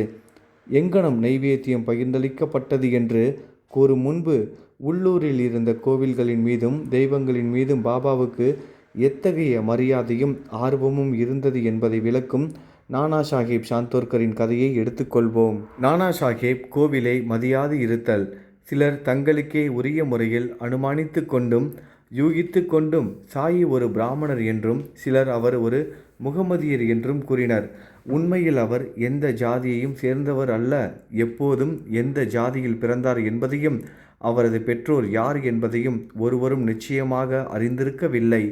முன்பே அத்தியாயம் 7 உள்ள பாபாவின் சொந்த கூற்றுப்படி அவர் பிராமணர் என்றாலும் பரமாத்மாவிடம் தன்னை முழுவதும் சரணாகதி செய்து அகங்காரத்தையும் உடல் உணர்வையும் ஒழித்து அவருடன் ஒன்றிடுபவனுக்கு ஜாதி தேசம் என்னும் கேள்விகள் குறித்து கருத்திற்கொள்வதற்கு ஏதுமில்லை.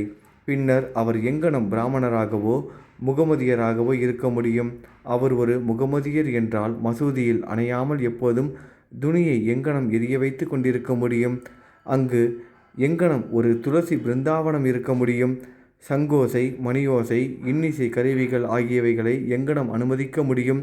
அவர் ஹிந்து வழிபாட்டு முறைகளின் எல்லா அம்சங்களையும் எங்கனம் நடக்கவிட்டிருக்க முடியும்? அவர் ஒரு முகமதியராக இருந்தால் அவர் காதுகள் குத்தப்பட்டிருக்குமா? இந்து கோவிலை செப்பனிட தம் கையில் இருந்த பணத்தை அவர் செலவு செய்திருக்க முடியுமா? மாறுபாடாக இந்து கோவில்களையும் தெய்வங்களையும் மதியாமல் இருப்பதை அவர் சிறிதும் சகிப்பது இல்லை. ஒருமுறை நானா சாஹேப் சாந்தோர்கர் பினிவாலே என்ற தனது சட்டகருடன் ஷீரடிக்கு வந்தார். அவர்கள் மசூதிக்கு சென்று பாபாவின் முன்னால் அமர்ந்து பேசிக்கொண்டிருந்த போது பாபா திடீரென்று நானா சாஹேப்பின் மீது கோபமடைந்தார். நீ இவ்வளவு காலம் எனது கூட்டுறவில் இருக்கிறாய், எங்கனும் நீ இவ்விதம் நடந்து கொள்கிறாய் என்று அவர் கேட்டார். முதலில் நானா சாஹேப்புக்கு ஒன்றும் புரியவில்லை. தாழ்மையுடன் விளக்கும்படி கேட்டுக்கொண்டார். பாபா அவரை கோபர்காவன் எப்போது வந்தார் என்றும் அங்கிருந்து ஷீரடிக்கு எங்கனம் வந்தார் என்பதையும் கேட்டார். உடனே நானா சாஹேப் தன் தவறை புரிந்து கொண்டார். அவர் ஷீரடிக்கு வரும்போதெல்லாம் கோபர்காவனில் கோதாவரி கரையிலுள்ள தத்தரின் கோவிலை வழிபட்டு வருவது வழக்கம். ஆனால் இம்முறை தத்தரின் பக்தரான தனது உறவினரையும் அக்கோவிலுக்கு போகாமல் தடுத்து தாமதத்தை தவிர்க்கும் பொருட்டு ஷீரடிக்கு நேரடியாக வந்துவிட்டார். இக்குற்றத்தை எல்லாம் அவர் பாபாவிடம் ஒப்புக்கொண்டு கோதாவரியில் குளித்து கொண்டிருக்கும் போது ஒரு பெரிய முள் அவர் பாதத்தில் குத்திவிட்டதனால் அது அவருக்கு மிகுதியான தொல்லையை கொடுத்தது என்று கூறினார்.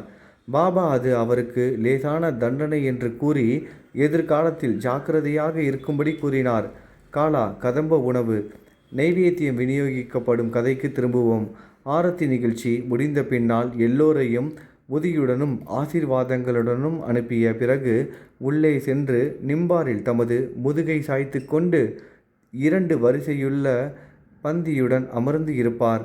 நைவேத்தியம் கொண்டு வந்த பக்தர்கள் பூரி மாண்டி போலி பாசந்தி சான்சா சோறு முதலியவை உள்ள தங்களது உணவு பதார்த்தங்களை வலிந்து உள்ளே அனுப்புவார்கள். பாபாவினால் புனிதமாக்கப்பட்ட உணவின் பிரசாதத்திற்காக வெளியே காத்து கொண்டு இருப்பார்கள். எல்லா உணவுகளும் கதம்ப கூட்டமாக கலக்கப்பட்டு பாபாவின் முன் வைக்கப்படும். அதை அவர் கடவுளுக்கு சமர்ப்பித்து புனிதப்படுத்துவார். அதன் பகுதிகள் வெளியில் காத்து கொண்டிருக்கும் நபர்களுக்கு அளிக்கப்பட்டு மீதம் உள்ளே பாபா நடுநாயகமாக அமர்ந்திருக்கும் மக்களுக்கு பரிமாறப்படும். 2 வரிசையில் அமர்ந்திருக்கும் பக்தர்களும் வயிறார உண்ணுவர். புனிதமாக்கப்பட்ட உணவை உள்ளே அமர்ந்திருக்கும் அனைவருக்கும் ஒவ்வொருவரின் தேவையையும் சௌகரியத்தையும் கவனித்து பரிமாறும்படி நானா சாஹேப் நிமோன்கரையும் ஷாமாவையும் பாபா தினந்தோறும் கேட்டுக்கொள்வார். அவர்கள் அதை மிகவும் ஜாக்கிரதையாகவும் பிரியத்துடனும் செய்வார்.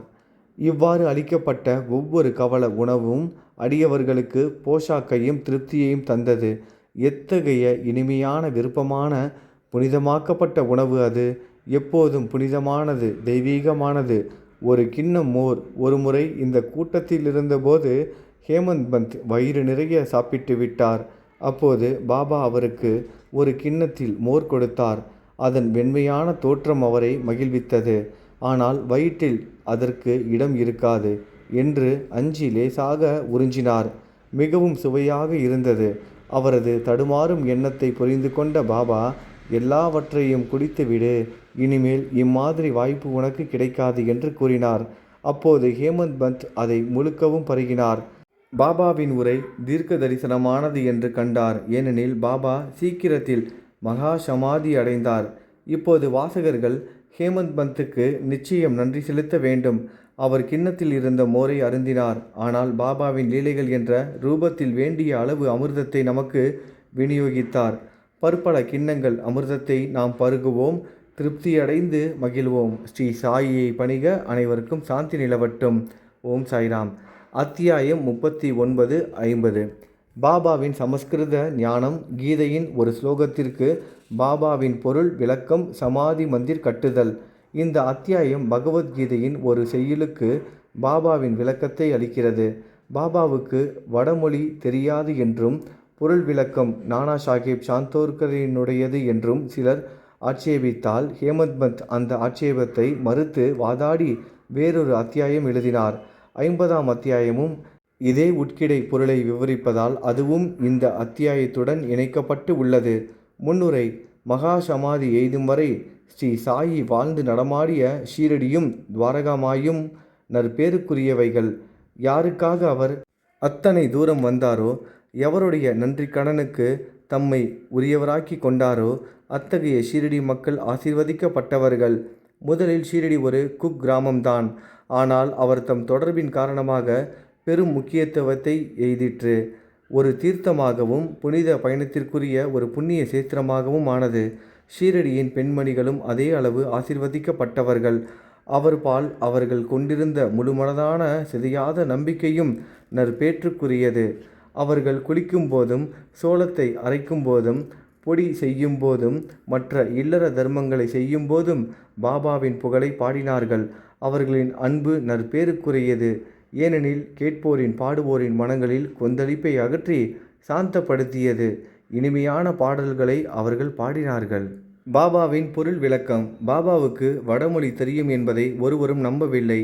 ஒரு நாள் நானா சாஹேப் சாந்தோர்கருக்கு கீதையின் ஒரு செய்யுளுக்கு சிறந்த பொருள் விளக்கம் அளித்து அனைவரையும் அதிசயத்தில் ஆழ்த்தினார். இதை பற்றிய சுருக்கமான விவரம் பி.வி. தேவ் என்னும் ஓய்வு பெற்ற மம்லதாரால் எழுதப்பட்டு சாய் லீலா சஞ்சிகையில் மராத்தியில் பதிப்பிக்கப்பட்டுள்ளது. சகோதரர் பி.வி. நரசிம்ம சுவாமி எழுதிய 2 நூல்களான சாய்பாபாவின் சாசனாமிருத் திருமொழிகள் ஆகியவற்றில் இதை பற்றிய சிறு தகவல் வருகின்றது. தேவ் 27/9/1936 தேதியுள்ள தமது ஆங்கில வாக்குமூலத்தில் இதை பற்றி குறிப்பிட்டு இருக்கிறார். இது மேற்குறித்து சுவாமி எழுதிய பக்தர்களின் அனுபவங்கள் 3 பக்கம் 66 பதிப்பிக்கப்பட்டு இருக்கிறது. இப்பொருள் குறித்து நானா சாஹேப்பிடமிருந்தே பி.வி. தேவ் நேரடி தகவல் பெற்றாராதலால் அவருடைய கூற்றையே கீழே அளிக்கிறோம். நானா சாஹேப் சாந்தோர்கர் வேதாந்தத்தில் ஒரு சிறந்த மாணவர். அவர் கீதையை விளக்கங்களுடன் பயின்று இருக்கிறார். அவைகள் எல்லாவற்றையும் பற்றி தாம் மிகவும் கற்று சிறந்த அறிவாளி என கர்வம் அடைந்தார். இவைகளை பற்றியோ வடமொழியை பற்றியோ பாபாவுக்கு ஒன்றுமே தெரியாது என்று கற்பனை செய்து கொண்டார். எனவே ஒரு நாள் பாபா குட்டை அம்பலப்படுத்தினார். இந்நாட்கள் பாபாவிடம் கூட்டம் திரளத் தொடங்குவதற்கு முன்பாகும். அப்போது அத்தகைய அடியவர்களிடம் பாபா தனியாக உரையாடல் நிகழ்த்துவது உண்டு. நானா அவர் அருகில் பாபாவின் கால்களை பிடித்து விட்டு கொண்டு எதையோ முணுமுணுத்து கொண்டிருந்தார். பாபா, நானா, உனக்குள்ளேயே என்ன முணுமுணுத்து கொண்டிருக்கிறாய்? நானா, வடமொழியிலிருந்து ஒரு ஸ்லோகத்தை நான் ஒப்புவித்து கொண்டிருக்கிறேன். பாபா, என்ன ஸ்லோகம்? நானா, பகவத்கீதையிலிருந்து. பாபா, அதை பலமாக கூறு. நானா, பின்னர் பகவத்கீதை அத்தியாயம் 4 34வது ஸ்லோகத்தை பின்வருமாறு ஒப்புவித்தார். தத்வித்தி பிரணிபாதனே பரிப்ரஷ்னனே சேவையா உபனிஷ்யந்தியே தே ஞானம் ஞானினஸ் தத் வதர்சின. பாபா, நானா, அது உனக்கு புரிகிறதா? நானா, ஆம். பாபா, அப்படியானால் என்னிடம் அதை விளக்கி கூறு. நானா, சாஷ்டாங்கமாக நமஸ்கரித்தும் குருவிடம் கேட்டும் பணிவிடை செய்தும் இந்த ஞானம் என்பது என்ன என்பதை அறிவாயாக. அப்போது உண்மை ஞானத்தின் சத்பொருளை பிரம்மத்தை எய்திய அந்த ஞானிகள் ஞான உபதேசத்தை உனக்கு நல்குவார்கள் என்பது அதன் பொருள். பாபா, செயல் முழுவதற்குமான இத்தகைய திரள் கருத்து எனக்கு தேவையில்லை. ஒவ்வொரு சொல்லுக்கும் அதன் இலக்கண வேகம், பொருள் ஆகியவற்றை எனக்கு சொல். பின்னர் நானா அதை பதம் பதமாக விவரித்தார். பாபா, வெறுமன சாஷ்டாங்கமாக நமஸ்காரம் செய்தால் மட்டும் போதுமா?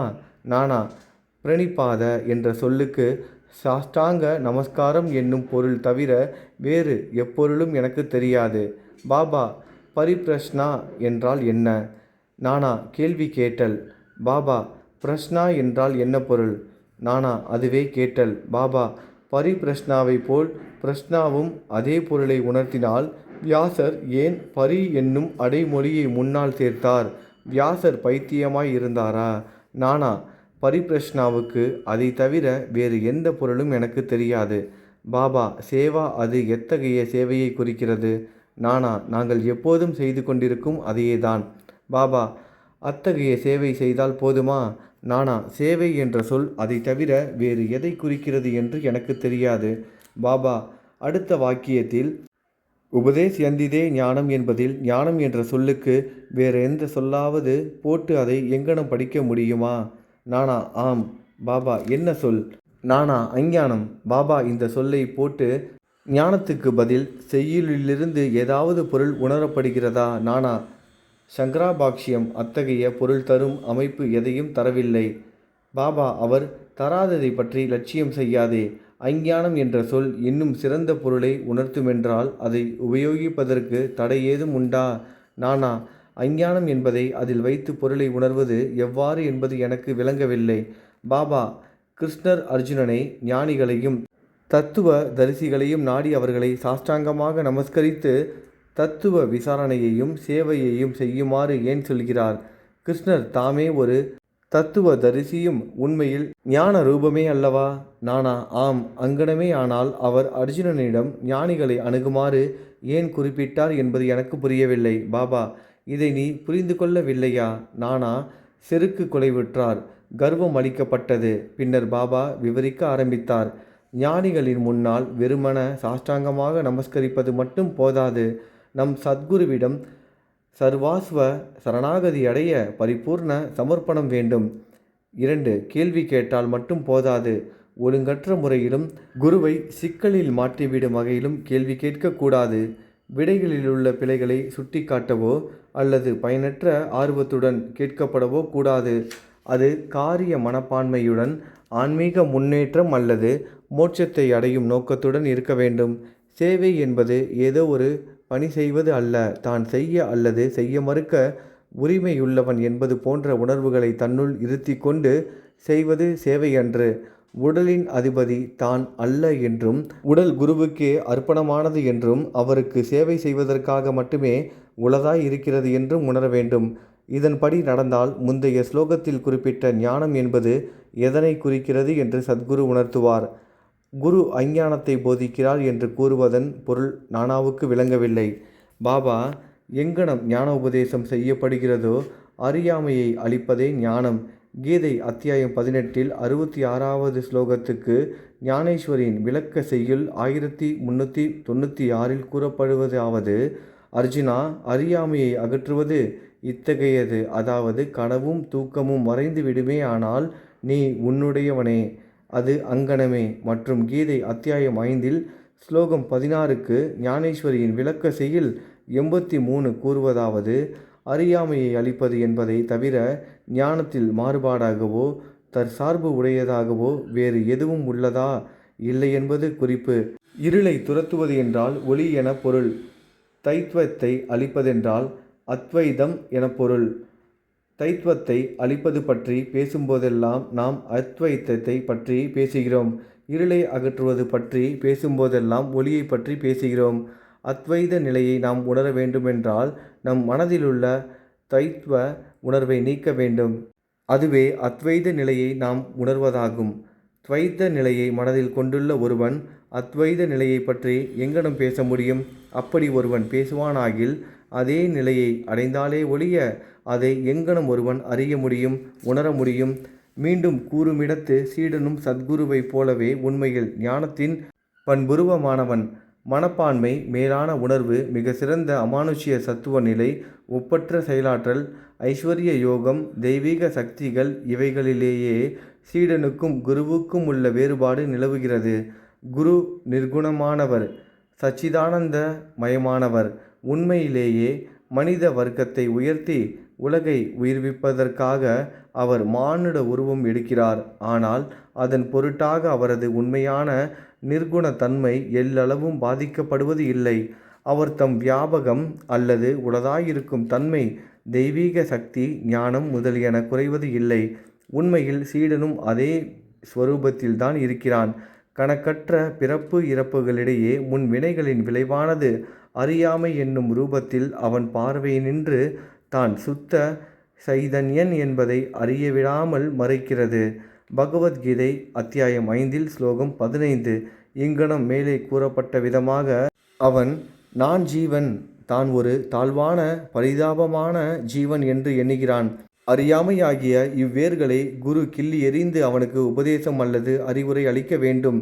தாழ்வான ஈனமான எல்லையற்ற பிறவிகளை எடுத்து பல முடிவில்லாத பிறப்புகளினால் திக்பிரம்மை அடைந்துள்ள சீடனுக்கு குரு நூற்றுக்கணக்கான பிறப்புகளில் நீ கடவுள், நீ வலிமையுள்ளவன், நீ செல்வமுள்ளவன் என்று உபதேசித்து அறிவுறுத்துகிறார். பின்னர் தானே உண்மையில் கடவுள் என்பதை சிறிதளவு உணர்கிறான். சீடன் உழன்று கொண்டிருப்பதான மாய தோற்றமானது யாதெனின் தானே உடலென்றும் தானே ஜீவனென்றும் அகங்காரம் பரமாத்மாவாகிய கடவுளும் உலகமும் தன்னிடமிருந்து வேறுபட்டவைகள் என்பதும் ஆகும். இது கணக்கற்ற முற்பிறவிகளில் அவன் மரபுக்குரியவையாக பெற்ற பிழையானதொரு கருத்தாகும். அந்த மாயையின் அடிப்படையிலான செயல்களால் மகிழ்ச்சி துயரம் இரண்டையும் கலந்து அனுபவிக்கிறான்.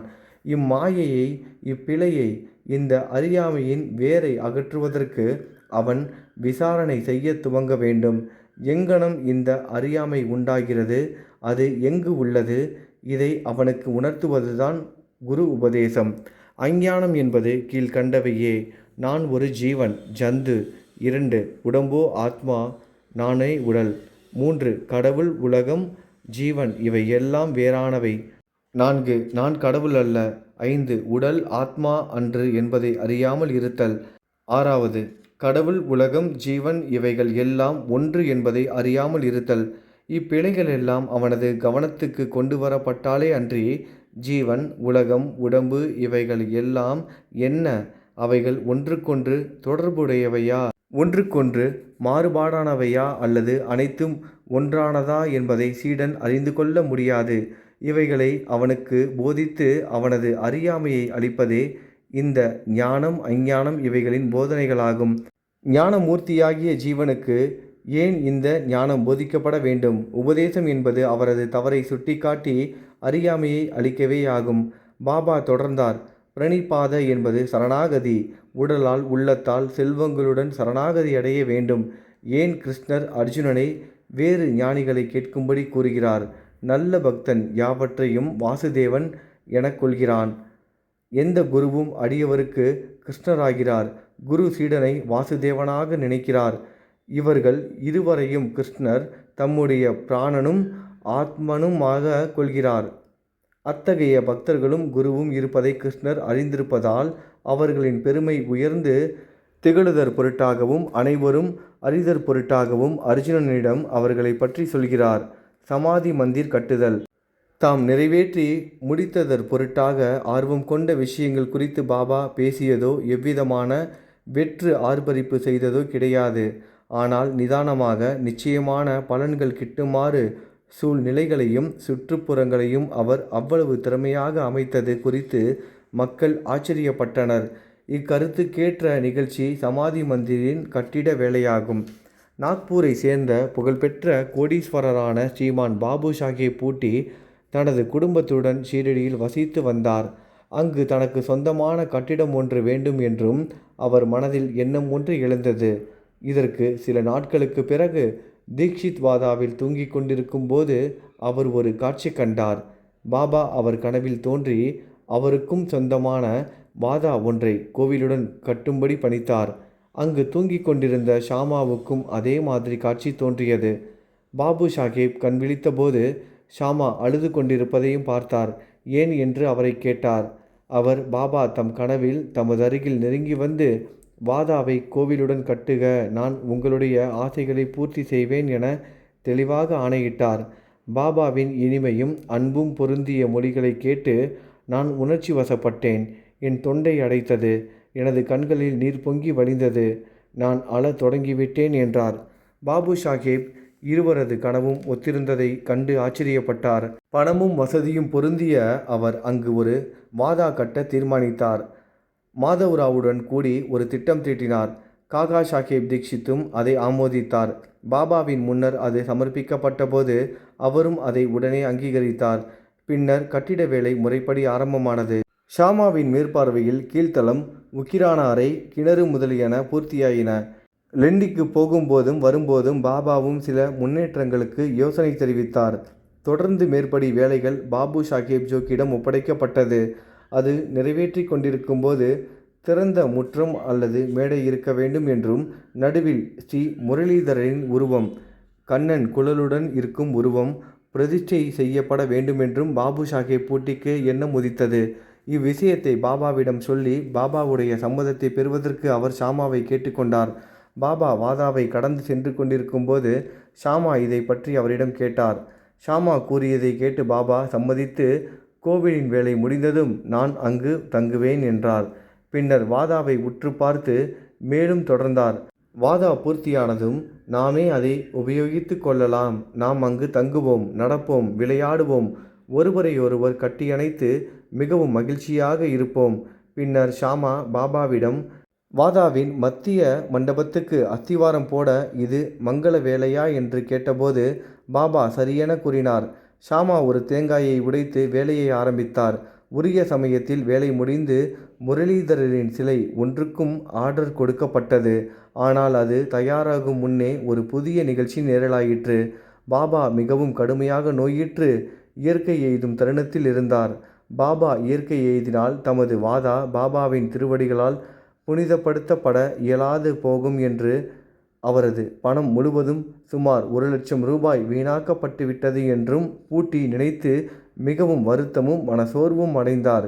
இயற்கை எய்துவதற்கு சிறிது தருணத்திற்கு முன் என்னை வாதாவில் வையுங்கள் என்ற பாபாவின் மொழிகள் பாபு சாஹேப்பை மட்டுமல்ல மற்ற எல்லோரையுமே தேற்றின. உரிய தருணத்தில் பாபாவின் புனித மேனி முரளிதரருக்கு திட்டமிடப்பட்ட கோவிலின் மேடையில் சமாதியாக்கப்பட்டு பத்திரப்படுத்தப்பட்டது. பாபா தாமே முரளிதரரானார். வாதாவும் சாயி பாபாவின் சமாதி மந்திர் கோவில் ஆனது. அவரின் அற்புதமான வாழ்வு ஆழம் காண இயலாதது. பாபு சாஹேப் பூட்டி ஆசீர்வதிக்கப்பட்டவர், அதிர்ஷ்டம் உள்ளவர். அவருடைய வாதாவில் பாபாவின் புனிதமான தூய உடம்பு சயனித்து இருக்கிறது. ஸ்ரீ சாயியை பணிக. அனைவருக்கும் சாந்தி நிலவட்டும். அத்தியாயம் 40. பாபாவின் கதைகள்.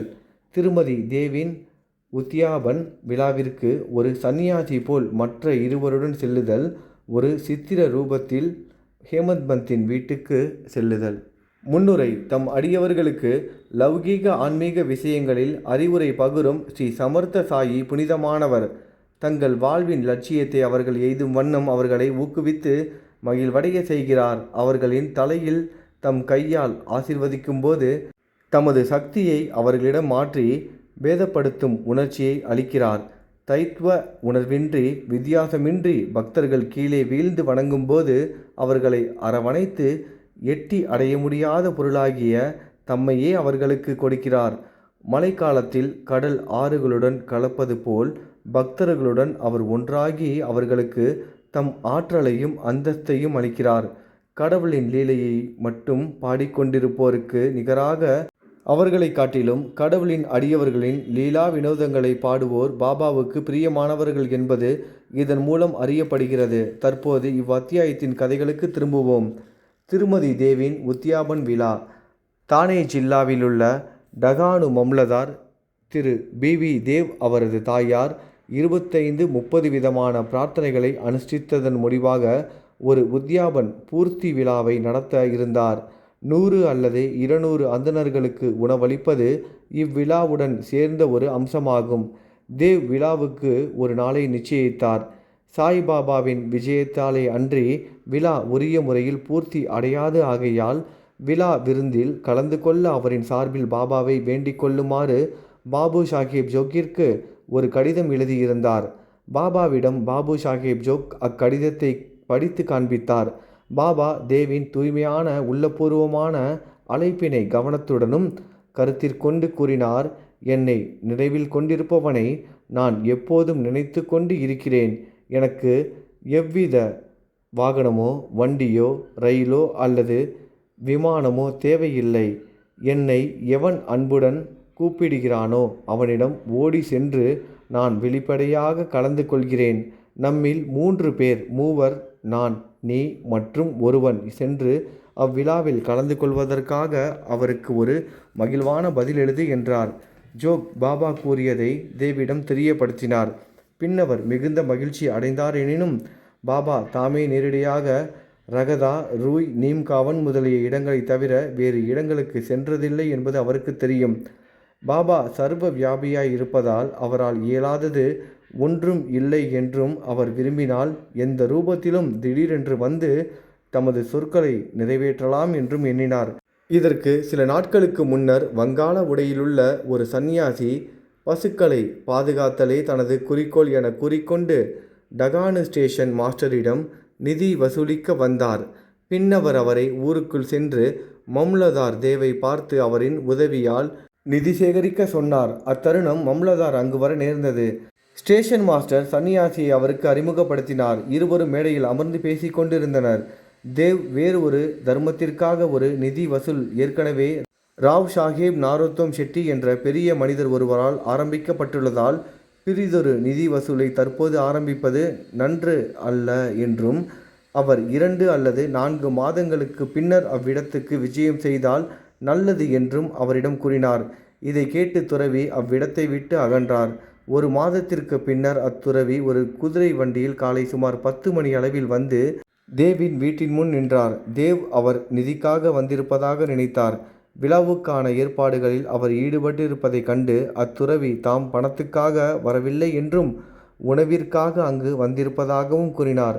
தேவ் மிக்க நன்று, மிக்க மகிழ்ச்சி, உங்களுக்கு நல்வரவு, இவ்வீடு தங்களுடையது. துறவி என்னுடன் மற்றும் 2 வந்திருக்கிறார்கள். தேவ் நல்லது, அவர்களையும் அழைத்து கொண்டு வாருங்கள். விருந்து நடைபெற இன்னும் 2 மணி நேரம் இருந்ததால் எங்கு சென்று அவர்களை அழைத்து வர வேண்டும் என தேவ் கேட்டார். அது தேவையில்லை, குறிப்பிட்ட நேரத்தில் நானே அவர்களுடன் வருவேன் என்றார். தேவ் அவரை நடுப்பகலில் வரும்படி கூறினார். சரியாக மதியம் 12 மணிக்கு அம்மூவரும் வந்து விருந்தில் பங்கேற்று விருந்து உண்ட பின் சென்று விட்டனர். விழா முடிந்ததும் தேவ் பாபாவின் வாக்குறுதி மீறலை குறித்து வருந்தி பாபு சாஹேப் ஜோக்கிற்கு ஒரு கடிதம் எழுதினார். ஜோக் பாபாவிடம் அக்கடிதத்துடன் சென்று அதை திறக்கும் முன்னரே, பாபா, நான் வாக்குறுதி அளித்துவிட்டு ஏமாற்றி விட்டதாக அவன் கூறியிருக்கிறான். விருந்துக்கு நான் மற்ற 2 செல்லவே செய்தேன். ஆனால் அவன் என்னை புரிந்து கொள்ளவில்லை. பின்னர் எதற்காக என்னை அழைக்க வேண்டும்? சன்னியாசி நிதி கேட்க அவனிடம் வந்திருப்பதாக அவன் எண்ணினான். அது பற்றி அவனது ஐயத்தை நான் நீக்கவில்லையா? மற்றும் 2 வருவதாக நான் கூறவில்லையா? மூவரும் உரிய நேரத்தில் வந்து உணவு உட்கொள்ளவில்லையா? பார், எனது மொழிகளை காப்பதற்கு நான் எனது உயிரையே தியாகம் செய்வேன். எனது மொழிகளுக்கு மாறுபட்டு நான் இருக்கவே மாட்டேன் என்றார். இவ்வதில் ஜோக்கின் உள்ளத்தை நிறைவடைய செய்தது. இவை அனைத்தையும் தேவுக்கு தெரிவித்தார். அதை அவர் படித்தவுடனே ஆனந்த கண்ணீர் விட்டார். வீணாக பாபாவை குற்றம் கூறியதற்காக தம்மை தாமே கடிந்து கொண்டார். துறவியின் முந்தைய வருகையினால் தான் எவ்வாறு ஏமாற்றப்பட்டார் என்பதையும், உணவுக்காக தாம் 2 வருவதாக கூறிய துறவியின் கூற்றிலுள்ள குறிப்பை தான் எங்கனம் புரிந்து கொள்ள தவறிவிட்டார் என்பதையும் குறித்து மிகவும் ஆச்சரியப்பட்டார். அடியவர்கள் தாங்களே முழுமையாக சத்குருவிடம் சரணாகதி அடையும் போது அவர் தம் வீட்டில் நடைபெறும் மத சடங்குகள் உரிய முறையில் தேவையான சம்பிரதாயங்களுடன் நடத்தப்படுகின்றனவா என்று அவர் கவனிக்கிறார் என்பதை இக்கதை நமக்கு தெளிவாக காட்டுகிறது. ஹேமந்த் பந்தின் ஹோலி பண்டிகை விருந்து. பாபா தமது சித்திர ரூபத்தில் தோன்றி தமது அடியவரின் ஆவலை பூர்த்தி செய்தார் என்பதை கூறும் மற்றும் ஒரு கதையை காண்போம். 1917ஆம் ஆண்டு பங்குனி மாதம் பௌர்ணமி ஹோலி பண்டிகை அன்று காலை ஹேமந்த் பந்துக்கு ஒரு காட்சி தோன்றியது. பாபா அவரது கனவில் நன்றாக உடையணிந்து ஒரு துறவியை போன்று தோன்றி அவரை எழுப்பி அன்று உணவுக்காக அவரிடம் வருவதாக கூறினார். கண் விழித்து எழுந்த அவர் துறவியையோ அல்லது சாயியையோ காணவில்லை. ஆனால் அவர் கனவை நினைவு கூற தொடங்கிய போது கனவில் துறவி கூறிய ஒவ்வொரு வார்த்தையையும் ஞாபகத்தில் கொணர்ந்தார். 7 ஆண்டுகளாக பாபாவுடன் அவர் தொடர்புடையவராக இருந்தாலும் பாபாவையே எப்போதும் தியானித்த போதிலும் பாபா உணவுக்காக தம் வீட்டுக்கு வருவார் என்று அவர் எதிர்பார்க்கவில்லை. ஆயினும் பாபாவின் மொழிகளால் மனம் மகிழ்ந்து தமது மனைவியிடம் சென்று, அன்று ஒரு புனிதமான நாளாக இருப்பதால் ஒரு துறவி விருந்தாளி உணவுக்கு வருகிறார் என்றும் அதிகமான உணவு தயார் செய்ய வேண்டும் என்றும் கூறினார். அவர் விருந்தாளியை பற்றி யார் எப்போது வருகிறார்கள் என கேட்டால், தமது மனைவியை அலைக்கழிக்காத நியதியின் பொருட்டும் தப்பு எண்ணத்தை தவிர்ப்பதற்காகவும் உண்மையை, அதாவது கனவினை பற்றி அவளிடம் கூறினார். பாபா அவ்விடத்திற்கு பாந்த்ரா ஷீரடியிலிருந்து அங்குள்ள நேர்த்தியான உணவை விடுத்து சாதாரணமான தங்கள் வீட்டு உணவை ஏற்க வருவாரா என்று அவள் ஐயத்துடன் கேட்டாள். ஹேமந்த் பந்த் அவளுக்கு பாபா நேரடியாக வரமாட்டார் என்றும் ஒரு விருந்தினர் ரூபத்தில் வருவார் என்றும் உறுதியளித்து, இன்னும் சற்று அதிகமாக சாதம் வடிப்பதனால் அவர்கள் இழக்கப் போவது ஒன்றுமில்லை என்றும் கூறினார். இதன் பின்னர் விருந்துக்கான ஏற்பாடுகள் செய்யப்பட்டு மதியத்திற்குள் அது தயாராகியது. ஹோலி வழிபாடும் செய்யப்பெற்று இலை போடப்பட்டது. அதை சுற்றிலும் கோலமிடப்பட்டது. நடுஸ்தானம் விருந்தாளிக்கெனவும் மற்றவர்களுக்கு 2 வரிசைகளிலும் இலைகள் போடப்பட்டன. குடும்பத்தின் எல்லா உறுப்பினர்களும், மகன்கள், பேரன்கள், பத்திரிகள், மருமகன்கள் அனைவரும் வந்து தமது இடங்களில் அமர்ந்தனர். பல்வேறு வித உணவுகளை பரிமாறப்பட்டன. இது நிகழ்ந்து கொண்டு இருக்கையில் அனைவரும் விருந்தாளிக்காக எதிர்பார்த்து இருந்தனர். மதியம் கடந்துவிட்ட போதிலும் ஒருவரும் வரவில்லை. பின்னர் கதவு சாத்தப்பெற்று தாளிடப்பட்டது. பின் அன்ன சுத்தி நெய்விடப்பட்டது. இதுவே உண்ண ஆரம்பிப்பதற்கு அடையாளம். அக்னிக்கு முறையான சமர்ப்பணமும் கிருஷ்ணருக்கு நைவேத்தியமும் கூட ஆயிற்று. குடும்பத்தினர் உண்ண ஆரம்பிக்கும் அதே தருவாயில் வாசலில் காலடி சத்தம் தெளிவாக கேட்டது. ஹேமந்த் பந்த் உடனே சென்று கதவை திறந்தார். அலி முகமது, மௌலானா இஸ்மு முஜாவர் ஆகிய இருவரை கண்டார். உணவு தயாராக இருப்பதையும் குடும்பத்தினர் உண்ண தயாராக இருப்பதையும் அவ்விருவரும் கண்டு ஹேமந்த் பந்திடம் மிகுந்த வருத்தம் தெரிவித்து தங்கள் குறுக்கீட்டுக்கு மன்னிப்பு கோரினார். அவர்கள், எங்களுக்காக நீங்கள் இருக்கையை விட்டு எழுந்து ஓடி வந்திருக்கிறீர்கள். மற்றவர்கள் உங்களுக்காக காத்து கொண்டு இருக்கின்றனர். எனவே தயவு செய்து இந்த உங்கள் பொருளை பற்றி கொள்ளுங்கள். நாங்கள் அதன் வியத்தகு கதை முழுவதையும் தங்களுக்கு சௌகரியப்படும்போது பின்னர் விவரிப்போம் என்று கூறினார்கள். இவ்வாறு கூறிக்கொண்டே பழைய செய்தித்தாள் ஒன்றினால் சுற்றப்பட்டு இருந்த பொட்டலம் ஒன்றை மேஜையின் மேல் வைத்தார்கள். ஹேமந்த் பந்த் அதனை பிரித்து பார்க்கையில் அவருக்கு பெரும் ஆச்சரியத்தையும் வியப்பையும் விளைவிக்கும் வகையில் சாய்பாபாவின் பெரிய அழகிய படம் ஒன்றை கண்டார். உடம்பு முழுவதும் மயிர்கூச்செறிய, கண்களில் நீர்வழிய மிகவும் மனமுருகி தனது தலையை தாழ்த்தி படத்திலுள்ள பாபாவின் பாதங்களில் வைத்து கொண்டார். பாபா இத்தகைய ஆச்சரிய லீலையால் தம்மை ஆசீர்வதித்திருப்பதாக நினைத்தார். அறிவதற்கு ஆர்வம் மேலிட அப்படத்தை அவர்கள் எப்போது வாங்கினார்கள் என்று கேட்டார். அலி முகமது தாம் அதை ஒரு கடையிலிருந்து வாங்கியதாகவும் எல்லோரும் காத்திருப்பதால் அப்படத்தை பற்றி எல்லா விவரங்களையும் பிறிதொரு சமயம் சொல்லுவதாகவும் மற்றவர்களுடன் அவரை உண்ண செல்லுமாறும் கூறினார். ஹேமந்த் பந்த் அவர்களுக்கு நன்றி தெரிவித்து வழியனுப்பி விட்டு சாப்பிட வந்தார். பின்னர் ஏற்கனவே ஒதுக்கப்பட்டிருந்த இடத்தில் படம் வைக்கப்பட்டு நைவேத்தியம் உரிய முறையில் செய்தான பிறகு அனைவரும் உண்ணத் தொடங்கினார்கள். படத்தில் உள்ள அழகிய ரூபத்தை கண்டு அனைவரும் மிக மிக சந்தோஷப்பட்டனர். இவை எல்லாம் எங்கனம் நிகழ்ந்தன என்பது குறித்து வியந்தனர். ஹேமந்த் பந்தின் கனவில் கூறிய மொழிகளை பாபா இவ்வாறாக நிறைவேற்றினார். எல்லா விவரங்களுடன் கூடிய அப்படத்தின் கதை, அதாவது எங்கனம் அலி முகமது அதை பெற்றார், ஏன் அதை அவர் வாங்கினார், ஹேமந்த் பந்திடம் பின் ஏன் அதை கொடுத்தார் என்பவை எல்லாம் அடுத்த அத்தியாயத்திற்கு ஒதுக்கப்பட்டு இருக்கிறது. ஸ்ரீ சாயியை பணிக. அனைவருக்கும் சாந்தி நிலவட்டும். அத்தியாயம் 41. சித்திரத்தின் கதை, கந்தல் துணி திருடுதலும் ஞானேஸ்வரி பாராயணமும். முந்தைய அத்தியாயத்தில் குறிக்கப்பட்டுள்ளது போல் அந்த சித்திரத்தின் கதையை இங்கே தொடர்கிறோம். இது நிகழ்ந்து 9 ஆண்டுகளுக்கு பின் அலி முகமது ஹேமந்த் பந்தை பார்த்து கீழ்வரும் கதையை கூறினார். பம்பாய் வீதிகளில் ஒரு முறை அவர் சுற்றி கொண்டிருந்த போது இந்த படத்தை ஒரு தெரு வியாபாரியிடமிருந்து வாங்கினார். பின்னர் அதை கண்ணாடி சட்டம் போட்டு பாந்த்ராவில் உள்ள தம் வீட்டில் தொங்கவிட்டார். அவர் பாபாவை விரும்பினாராகையால் அப்படத்தை தினந்தோறும் தரிசித்து வந்தார். ஹேமந்த் பந்துக்கு அதை கொடுப்பதற்கு 3 மாதங்களுக்கு முன்பு காலில் உள்ள கட்டி வீக்கத்திற்காக அவருக்கு ஒரு அறுவை சிகிச்சை செய்யப்பட வேண்டியிருந்தது. பம்பாயில் அவரது மைத்துனரான நூர் முகமது பீர்பாயின் வீட்டில் அவர் தங்கியிருந்தார். பாந்த்ராவில் உள்ள அவரது வீடு 3 மாத காலமாக சாத்தப்பட்டு இருந்தது. ஒருவரும் அங்கு வசிக்கவில்லை. புகழ்பெற்ற பாபா அப்துல் ரகுமான், மௌலானா சாஹிப், முகமது உசேன், பாபா சாயி, பாபா தாஜுதீன் மற்றும் பல உயிருடன் இருந்த ஞானிகள் படங்களும் அங்கு இருந்தன. காலச்சக்கரம் இவைகளையும் விட்டு வைக்கவில்லை. பம்பாயில் அலி சுகவீனமுற்று கஷ்டப்பட்டு கொண்டு இருந்தார். படங்கள் எல்லாம் ஏன் அங்கு பாந்த்ராவில் கஷ்டப்பட வேண்டும்? அவைகளுக்கும் உள்ளே வருதலும் வெளியே போதலும் பிறப்பும் இறப்பும் உண்டு என தெரிகிறது. எல்லா படங்களும் தங்கள் விதியை சந்தித்தன. ஆனால் சாய்பாபாவின் படம் எங்கனம் அதற்கு தப்பியது என்பதை ஒருவரும் எனக்கு இதுவரை விளக்கியதே இல்லை. சாயின் எங்கும் நிறை தன்மையும் சர்வ வியாபித்துவத்தையும் அறிவுக்கு எட்டாத அவரின் சக்தியையும் அது காண்பிக்கிறது. அலி முகமது பல வருடங்களுக்கு முன் முகமது உசேன் தாரியா டோபானிடமிருந்து ஞானி பாபா அப்துல் ரஹ்மானிடம் சிறிய படம் ஒன்றை பெற்றார். அதை அவர் தன் மைத்துனரான நூர் முகமது பீர்பாயிடம் கொடுத்தார். அப்படம் அவரது மேஜையில் 8 வருடங்கள் இருந்தது. ஒருமுறை நூர் முகமது பீர்பாய் அதை ஒரு புகைப்படக்கலை நிபுணரிடம் எடுத்து சென்று உயிரளவு படமாக பெரிதாக்கி அதன் பிரதிகளை அலி முகமது உட்பட தமது உறவினர்களிடையேயும் நண்பர்களிடத்தும் விநியோகித்தார். அலி முகமது அதை பாந்த்ராவில் உள்ள தனது வீட்டில் மாட்டினார்.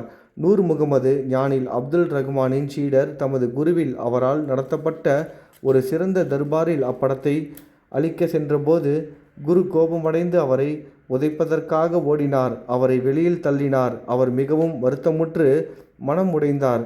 நூர் தனது பெரும் பணத்தையும் இழந்து குருவின் கோபத்தையும் துன்பத்தையும் பெற்றதற்காக வருந்தினார். அவருடைய குருவுக்கு உருவ ஆராதனை பிடிக்காது ஆகையால் பெரிதாக்கப்பட்ட அப்படத்தை அப்போலோ பந்தருக்கு எடுத்து சென்று ஒரு படகை வாடகைக்கு அமர்த்தி சென்று நீரில் மூழ்கடித்தார். நண்பர்களையும் உறவினர்களையும் தங்கள் பிரதிகளை திருப்பிக் கொடுக்கும்படி வேண்டியவைகளை திரும்ப பெற்றபின் மொத்தத்தில் 6 பிரதிகள் அனைத்தையும் பாந்த்ரா கடலில் மீனவனை கொண்டு எரிய செய்தார். இச்சமயத்தில் அலி முகமது அவரின் மைத்துனரது வீட்டில் இருந்தார். ஞானிகள் படங்களை எல்லாம் உடனே தண்ணீரில் மூழ்கடித்து விட்டதால் அவரது துன்பங்கள் ஒரு முடிவுக்கு வந்துவிட வேண்டுமென்று நூர் முகமது கூறினார். இதை கேட்ட அலி முகமது தனது மேனேஜரை பாந்த்ரா வீட்டிற்கு அனுப்பி அங்கிருந்த ஞானிகள் அனைவரது படங்களையும் கடலில் எரிய செய்தார். 2 மாதத்துக்கு பின் அலி முகமது தன் வீட்டிற்கு திரும்பியதும் சுவரில் பாபாவின் படம் முன் போலவே மாட்டியிருப்பதை கண்டு வியந்தார். அவரது மேதா இதை தவிர்த்து பிற படங்களை எங்கனம் எடுத்து வந்தார் என்பது அவருக்கு புரியவில்லை. அவரது மைத்துனர் அதை கண்டால் அதையும் வழக்கம்படி செய்து விடுவார் என்று பயந்து உடனே அப்படத்தை எடுத்து அலமாரியில் வைத்து விட்டார்.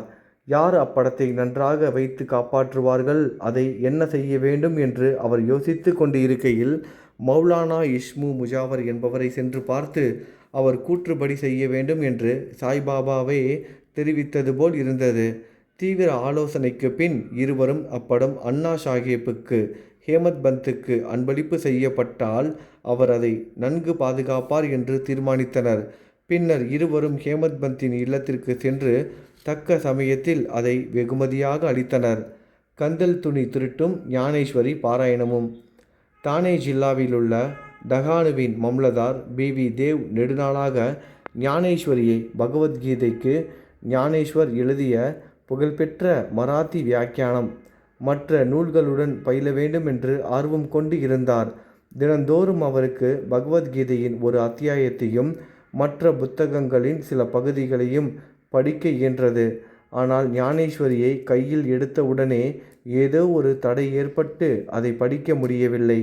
3 மாத விடுமுறையில் ஷீரடிக்கு சென்று பின்னர் பவுண்டில் உள்ள தனது சொந்த வீட்டிற்கு சென்றார். அங்கு அவர் மற்ற புத்தகங்களை படிக்க முடிந்தது. ஆனால் ஞானேஸ்வரியை பிரித்தபோது சில நூதனமான சம்பந்தமற்ற அல்லது தீய எண்ணங்கள் அவர் மனதில் திரளாக தோன்றி அவரது முயற்சியை தடை செய்தன. எவ்வளவு அதிகமாக முயற்சி செய்த போதிலும் அப்புத்தகத்தின் சில வரிகளை கூட அவரால் எளிதாக பார்க்க முடியவில்லை. எனவே பாபா அப்புத்தகத்தின் மீது தனக்கு அன்பு ஏற்படும்படி செய்து படிக்க கட்டளையிடும்போதுதான் தாம் அதை பயில ஆரம்பிக்க வேண்டும் என்றும் அதுவரை அதை படிக்கக்கூடாது என்றும் தீர்மானித்தார். பின்னர் 1914ஆம் ஆண்டு பிப்ரவரி மாதம் அவர் தம் குடும்பத்துடன் ஷீரடிக்கு சென்றார். அங்கு ஜோக் அவரை தினந்தோறும் ஞானேஸ்வரி படிக்கிறாரா என்று வினவினார். தேவ் தாம் அதை பயில்வதற்கு ஆர்வமுள்ளவராக இருப்பினும் அதில் வெற்றி பெற இயலவில்லை என்றும் பாபா அவருக்கு கட்டளையிடும்போதுதான் அதை படிக்க ஆரம்பிக்கப் போவதாகவும் கூறினார். அப்புத்தகத்தின் பிரதி ஒன்றை எடுத்து சென்று அதை பாபாவுக்கு அளித்து அவரால் புனிதமாக்கப்பட்டு திருப்பி அளிக்கப்படும் போது அதை படிக்கலாம் என்று ஜோக் அறிவுரை பகிர்ந்தார். பாபா அவரது உள்ளத்தை அறிவாராதலால் இம்மாதிரி செய்ய தாம் விரும்பவில்லை என்று தேவ் பதிலளித்தார். அவரது ஆவலை சாயி அறிய மாட்டாரா? அதை படிக்க சொல்லி தெளிவான உத்தரவை அவராகவே கொடுக்க மாட்டாரா? பின்னர் தேவ் பாபாவை பார்த்து ₹1 தட்சணையாக கொடுத்தார். பாபா ₹20 கேட்டார். தேவ் கொடுத்தார். இரவில் அவர் பாலக்ராம் என்பவரை பார்த்து அவர் எங்கனம் பாபாவின் அன்பையும் பக்தியையும் பெற்றார் என்று விசாரித்தார். பாலக்ராம் தாம் எல்லாவற்றையும் அடுத்த நாள் ஆரத்திக்கு பின் தெரிவிப்பதாக கூறினார். தேவ் அடுத்த நாள் தரிசனத்திற்காக சென்றிருந்தபோது பாபா அவரை ₹20 கேட்டார். அவர் அதை விருப்புடன் கொடுத்தார். பின்னர் கூட்டம் அதிகமாக இருந்ததால் தனியாக மசூதியின் ஒரு மூலையில் சென்று அமர்ந்தார். பாபா அவரை தம் அருகில் வந்து அமைதியான மனதுடன் அமரும்படி கூறினார். அங்கனமே அவர் செய்தார். பின்னர் மதியான ஆரத்தி முடிவடைந்தது. மக்கள் எல்லோரும் கலைந்து சென்றதும் தேவ் மீண்டும் பாலக்ராமை சந்தித்து பாபா அவருக்கு என்ன கூறினார், எங்கனம் தியானம் செய்ய கற்றுக் கொடுத்தார் என்று அவரது முந்தைய சரித்திரத்தை கேட்டார். பதிலளிக்கும் தருவாயில் பாபா சந்துரு என்ற ஒரு தொழுநோய் கொண்ட அடியவரை தேவை அழைத்து வரும்படி அனுப்பினார். தேவ் பாபாவிடம் சென்றபோது யாருடன் எதை பற்றி பேசிக்கொண்டிருந்தார் என்றும் பாபா கேட்டார்.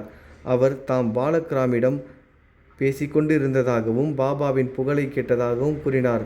பாபா அவரை மீண்டும் ₹25 தட்சணை கேட்டார். அவரும் அதை மகிழ்வுடன் கொடுத்தார். பின்னர் பாபா அவரை உள்ளே அழைத்து சென்று கம்பத்தருகில் அமர்ந்து கொண்டு என்னுடைய கந்தல் ஆடைகளை எனக்கு தெரியாமல் நீ திருடினாய் என்று குற்றம் சாட்டினார். தேவ் கந்தல் ஆடைகளை பற்றி எனக்கு எதுவும் தெரியாது என்று மறுத்தார். ஆனால் பாபா அவரை தேட சொன்னார். தேடிய அவரால் ஒன்றையும் காண முடியவில்லை.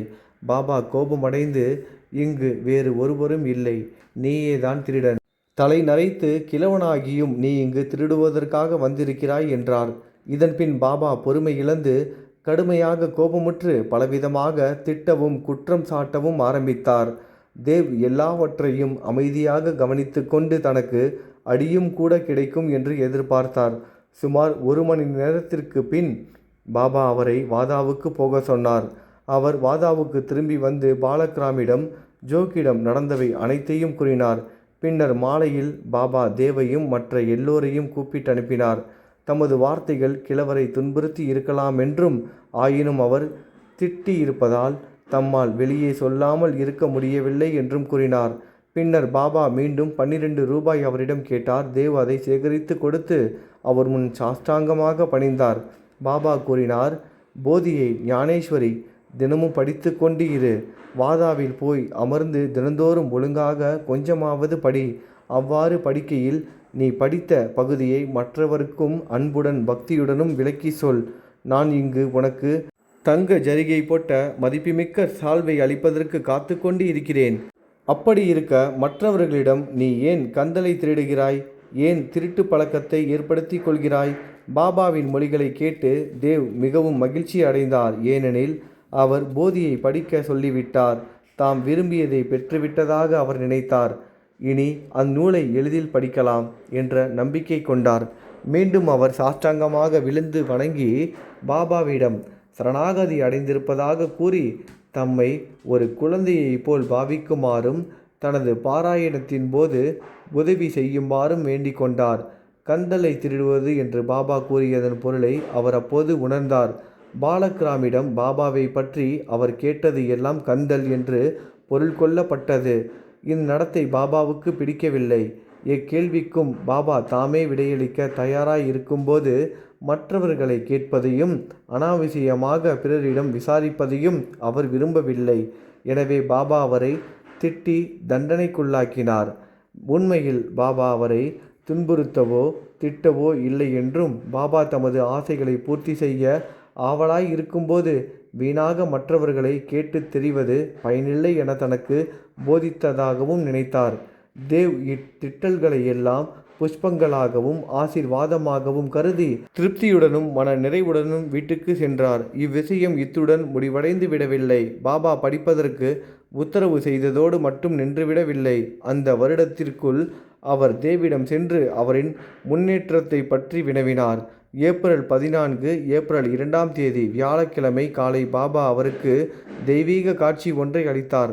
மேல் திண்ணையில் அமர்ந்து கொண்டு தேவ் போதியை புரிந்து கொண்டாரா என்று கேட்டார். தேவ், இல்லை பாபா. பின் எப்போது புரிந்து கொள்ளப் போகிறாய்? தேவ் அழுகை பொங்க, நீங்கள் உங்கள் அருளை பொழிந்தாலே அன்றி பாராயணம் ஒரு தொந்தரவாகவும் புரிந்து கொள்ளுதல் கஷ்டமாகவும் இருப்பது நிச்சயம். பாபா, படிக்கும்போது துரிதமாக படி. எனது சன்னிதானத்தில் என் முன் படி. தேவ், எதை நான் படிக்க வேண்டும்? பாபா, ஆத்தியாத்மிகம், ஆன்மீகம் படி. தேவ் நூலை கொணர்வதற்காக சென்றபோது காட்சியிலிருந்து விடுபட்டு முழு விழிப்புணர்வு எய்தினார். தேவ் பெற்ற அளவற்ற மகிழ்ச்சியையும் பேரானந்தத்தையும் கற்பனை செய்து பார்த்தலை நமது வாசகர்களுக்கே விட்டுவிடுகிறோம். ஸ்ரீ சாயியை பணிக. அனைவருக்கும் சாந்தி நிலவட்டும். அத்தியாயம் 42. பாபா மகா சமாதியடைதல் முன்பாகவே உணர்த்திய குறிப்பு. ராமச்சந்திர தாதா பாட்டில், தாத்தியா கோத்தே பாட்டில் இவர்கள் மரணம் தவிர்த்தல், லக்ஷ்மிபாய் ஷிண்டேவுக்கு தர்மம் செய்தல், கடைசி நேரம். இந்த அத்தியாயம் பாபா சமாதி அடைதலை விளக்குகிறது. முன்னரே இவ்வுலக வாழ்க்கையின் பந்தயத்தை குருவின் கிருபை என்ற ஒளி நீக்குவதை முந்தைய அத்தியாயத்தில் கொடுக்கப்பட்ட கதைகள் காண்பிக்கின்றன. முக்திக்கு வழிவகுக்கின்றன. நமது துன்பத்தை இன்பமாக மாற்றுகின்றன. சத்குருவின் பாதங்களை நாம் எப்போதும் நினைத்து கொண்டு இருப்போமே ஆனால் நமது துன்பங்கள் ஒரு முடிவுக்கு வருகின்றன. மரணம் தனது கொடுமையை தளர்த்தி விடுகிறது. இவ்வுலக வாழ்வின் துயரங்கள் நீக்கப்படுகின்றன. எனவே தங்கள் நலத்தை விரும்புவோர் மனதை தூய்மைப்படுத்தும் சமர்த்த சாயியின் இக்கதைகளை கேட்க வேண்டும். ஆரம்பத்தில் ஹேமந்த் பந்த் டாக்டர் பண்டிட்டின் வழிபாட்டையும் அவர் பாபாவின் நெற்றியில் 3 பட்டைகள் இட்டதையும் பற்றியும் கூறுகிறார். ஆனால் இது அத்தியாயம் 11 முன்பே கூறப்பட்டு விட்டதால் இவ்விடம் நீக்கப்பட்டு விட்டது. முன்பாகவே உணர்த்திய குறிப்பு. வாசகர்கள் இதுவரை பாபாவின் வாழ்க்கையை பற்றிய கதைகளை கேட்டார்கள். அவர்கள் தற்போது பாபாவின் மறைவை பற்றி கவனத்துடன் கேட்கட்டும். பாபாவுக்கு 1918 செப்டம்பர் 28ஆம் தேதி லேசான ஜுரம் கண்டது. ஜுரம் 2-3 நாட்கள் சென்று இருந்தது. பின்னர் பாபா உணவு சாப்பிடுவதை நிறுத்தி கொண்டார். அதனால் நாளுக்கு நாள் பலவீனமானார். 17வது நாளன்று, அதாவது 1918ஆம் ஆண்டு அக்டோபர் 15ஆம் தேதி மாலை சுமார் 2:30 மணிக்கு பாபா தமது பூத உடலை நீத்தார். விவரங்களுக்கு தாதா சாஹேப் கபடேவுக்கு பேராசிரியர் நார்கேயின் 1918 நவம்பர் 5ஆம் தேதி எழுதப்பட்ட கடிதம் சாய்லீலா சஞ்சிகையில் பார்க்கவும். இதற்கு 2 ஆண்டுகளுக்கு முன்னர், அதாவது 1916இல் பாபா தாம் இயற்கை எய்துவதை பற்றிய குறிப்பு ஒன்றை கொடுத்தார். ஆனால் அதை அவர்கள் அப்போது புரிந்து கொள்ளவில்லை. அது பின்வருமாறு. விஜயதசமி அன்று தசரா மாலையில் மக்கள் ஷிமோலிங்கனிலிருந்து, ஷிமோலிங்கன் என்பது கிராம எல்லையை தாண்டுதல், திரும்பி வரும்போது பாபா திடீரென்று கடுமையான கோப வேஷமடைந்து தமது தலையணை, கப்னி, லங்கோடு முதலியவைகளை எல்லாம் கழற்றி அவைகளை கிழித்து அவருக்கு முன்னால் உள்ள துணியில் எரித்தார். இந்த சமர்ப்பணத்தை உண்டு துணியிலுள்ள தீ மிக்க ஒளியுடன் எரிந்து பிரகாசிக்க தொடங்கியது. பாபா முற்றிலும் நிர்வாணமான நிலையில் அங்கு நின்றார். நெருப்பை போன்ற சிவந்த கண்களுடன் எல்லோரையும் நோக்கி, ஓ பேர்வழிகளே, இப்போது என்னை எல்லோரும் நன்றாக பார்த்து நான் ஒரு ஹிந்துவா அல்லது முஸ்லிமா என்பதை தீர்மானியுங்கள் என்று உரக்க கூவினார். எல்லோரும் பயத்தால் நடுங்கிக் கொண்டு இருந்தனர். ஒருவருக்கும் பாபாவிடம் நெருங்க தைரியமில்லை. கொஞ்ச நேரத்திற்கு பின் பாபாவின் தொழுநோய் அடியவரான பாகோஜி ஷிண்டே தைரியத்துடன் அருகில் சென்று லங்கோடை கட்டிவிடும் முயற்சியில் வெற்றி பெற்றார். பாபா, என்ன இதெல்லாம்? இன்றைக்கு ஷிமோலிங்கன் தசரா விடுமுறை என்றார். பாபா தமது சட்காவை தரையில் அடித்து, இது என்னுடைய ஷிமோலங்கன் என்றார். இரவு 11 மணி வரை சாந்தமடையவில்லை. அன்று இரவு சாவடி ஊர்வலம் நடக்குமா என்று அனைவரும் ஐயமடைந்தனர். 1 மணி நேரத்திற்கு பின் பாபா தமது சாதாரண நிலைக்கு திரும்பினார். வழக்கம் போல் உடையணிந்து கொண்டு முன்னமே விளக்கப்பட்ட விதமாக சாவடி ஊர்வலத்தில் பங்கு கொண்டார். இந்த நிகழ்ச்சியின் மூலம் தசராவே நமது வாழ்வின் எல்லையை கடப்பதற்குரிய சமயம் என்ற கருத்தை அவர் தெரிவித்தார். ஆனால் ஒருவரும் அதன் பொருளை புரிந்து கொள்ளவில்லை. மற்றுமொரு குறிப்பிலும் பாபா இதனை உணர்த்தினார். அது பின்வருமாறு. ராமச்சந்திர தாத்தியா பாட்டிலின் மரணத்தை தவிர்த்தல். இதற்கு சில நாட்களுக்கு பின்னர் ராமச்சந்திர பாட்டீலுக்கு தீவிரமான காய்ச்சல் கண்டது. அவர் பெரிதும் துன்பமடைந்தார். அவர் எல்லாவித சிகிச்சைகளையும் கையாண்டு குணமேதும் காணாமல் தமது வாழ்வில் வெறுப்படைந்து கடைசி வினாடிக்காக காத்து கொண்டு இருந்தார். பின்னர் ஒரு நாள் நள்ளிரவு பாபா திடீரென்று அவரது தலையணை அருகில் நின்றார். பாட்டீல் பாபாவின் பாதங்களை பிடித்து கொண்டு, வாழ்க்கையில் எல்லாவித நம்பிக்கைகளையும் நான் இழந்துவிட்டேன். நான் எப்போது சாவேன் என்று உறுதியாக கூறுங்கள் என்றார். கருணையுள்ள பாபா, கவலைப்படாதே, உனது ஹூண்டி மரண ஓலை வாபஸ் பெற்றுக்கொள்ளப்பட்டுவிட்டது. நீ விரைவில் குணமாவாய். ஆனால் தாத்தியா பாட்டீலை குறித்து நான் கவலைப்படுகிறேன். அவன் சக வருடம் 1840 1918 விஜயதசமி அன்று மரணமடைவான். யாருக்கும் இதை வெளியிட்டு விடாதே. அவனுக்கும் இதை சொல்லாதே. ஏனென்றால் அவன் பயங்கரமான அளவுக்கு பீதி அடைவான் என்றார். ராமச்சந்திர தாதா சோகமடைந்தார். ஆனால் தாத்தியாவின் வாழ்வை பற்றி அவர் நடுக்கமுற்றார். ஏனெனில் பாபாவின் மொழிகள் மாற்ற இயலாதவை என்பதாலும் 2 ஆண்டுகளில் தாத்தியா மரணமடைவார் என்பதை குறித்துமே பாலாசிம்பி தையல்காரர் என்பவரை தவிர வேறு ஒருவரிடமும் இக்குறிப்பை கூறாமல் இரகசியமாக வைத்திருந்தார். ராமச்சந்திர தாதா, பாலாசிம்பி என்ற இவ்விரண்டு பேர் மட்டுமே தாத்தியாவின் உயிரை பற்றி என்ன ஆகுமோ என்று பயந்து கொண்டு இருந்தனர்.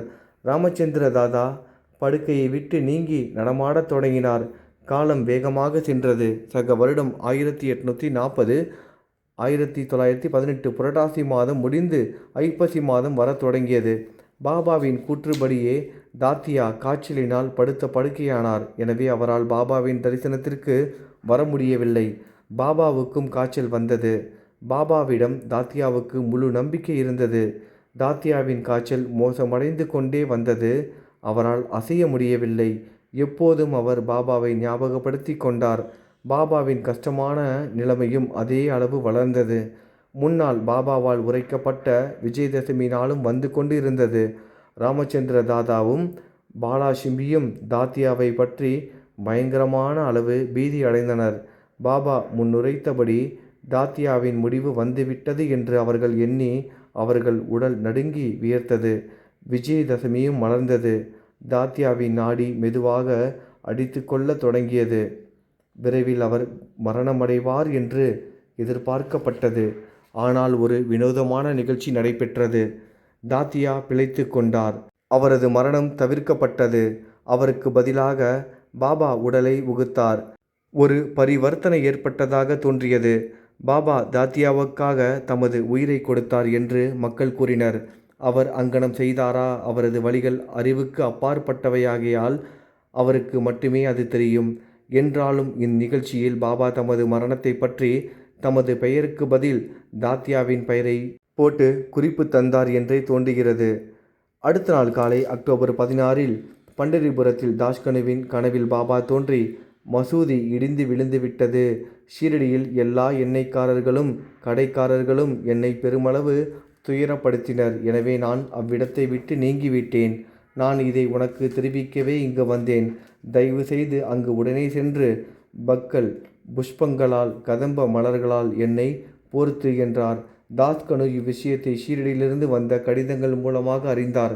எனவே அவர் ஷீரடிக்கு தமது சீடர்களுடன் வந்து பஜனையும் கீர்த்தனைகளும் செய்ய தொடங்கினார். இறைவன் நாமத்தை பாபாவின் சமாதி முன்னால் நாள் முழுவதும் பாடினார். ஹரி நாமத்துடன் தாமே ஒரு அழகிய பூமாலை தொடுத்து பாபாவின் சமாதி முன்னர் வைத்து பாபாவின் பெயரால் மக்களுக்கு அன்னதானமும் செய்து வைத்தார். லக்ஷ்மி பாயிக்கு தானம். எல்லா இந்துக்களாலும் தசரா அல்லது விஜயதசமி மிக புனிதமான நாளாக கருதப்படுகிறது. பாபா தமது எல்லைக்கோட்டை தாண்டுவதற்கு இந்நாளை தேர்ந்தெடுத்தது பொருத்தமேயாகும். இதற்கு சில நாட்களுக்கு முன்னர் அவர் துன்புற்றார் என்றாலும் எப்போதும் அவர் உணர்வுடன் இருந்தார். கடைசி தருணத்திற்கு சிறிது முன்னரே எவருடைய உதவியுமின்றி நன்றாக நிமிர்ந்து அமர்ந்து காட்சியளித்தார்.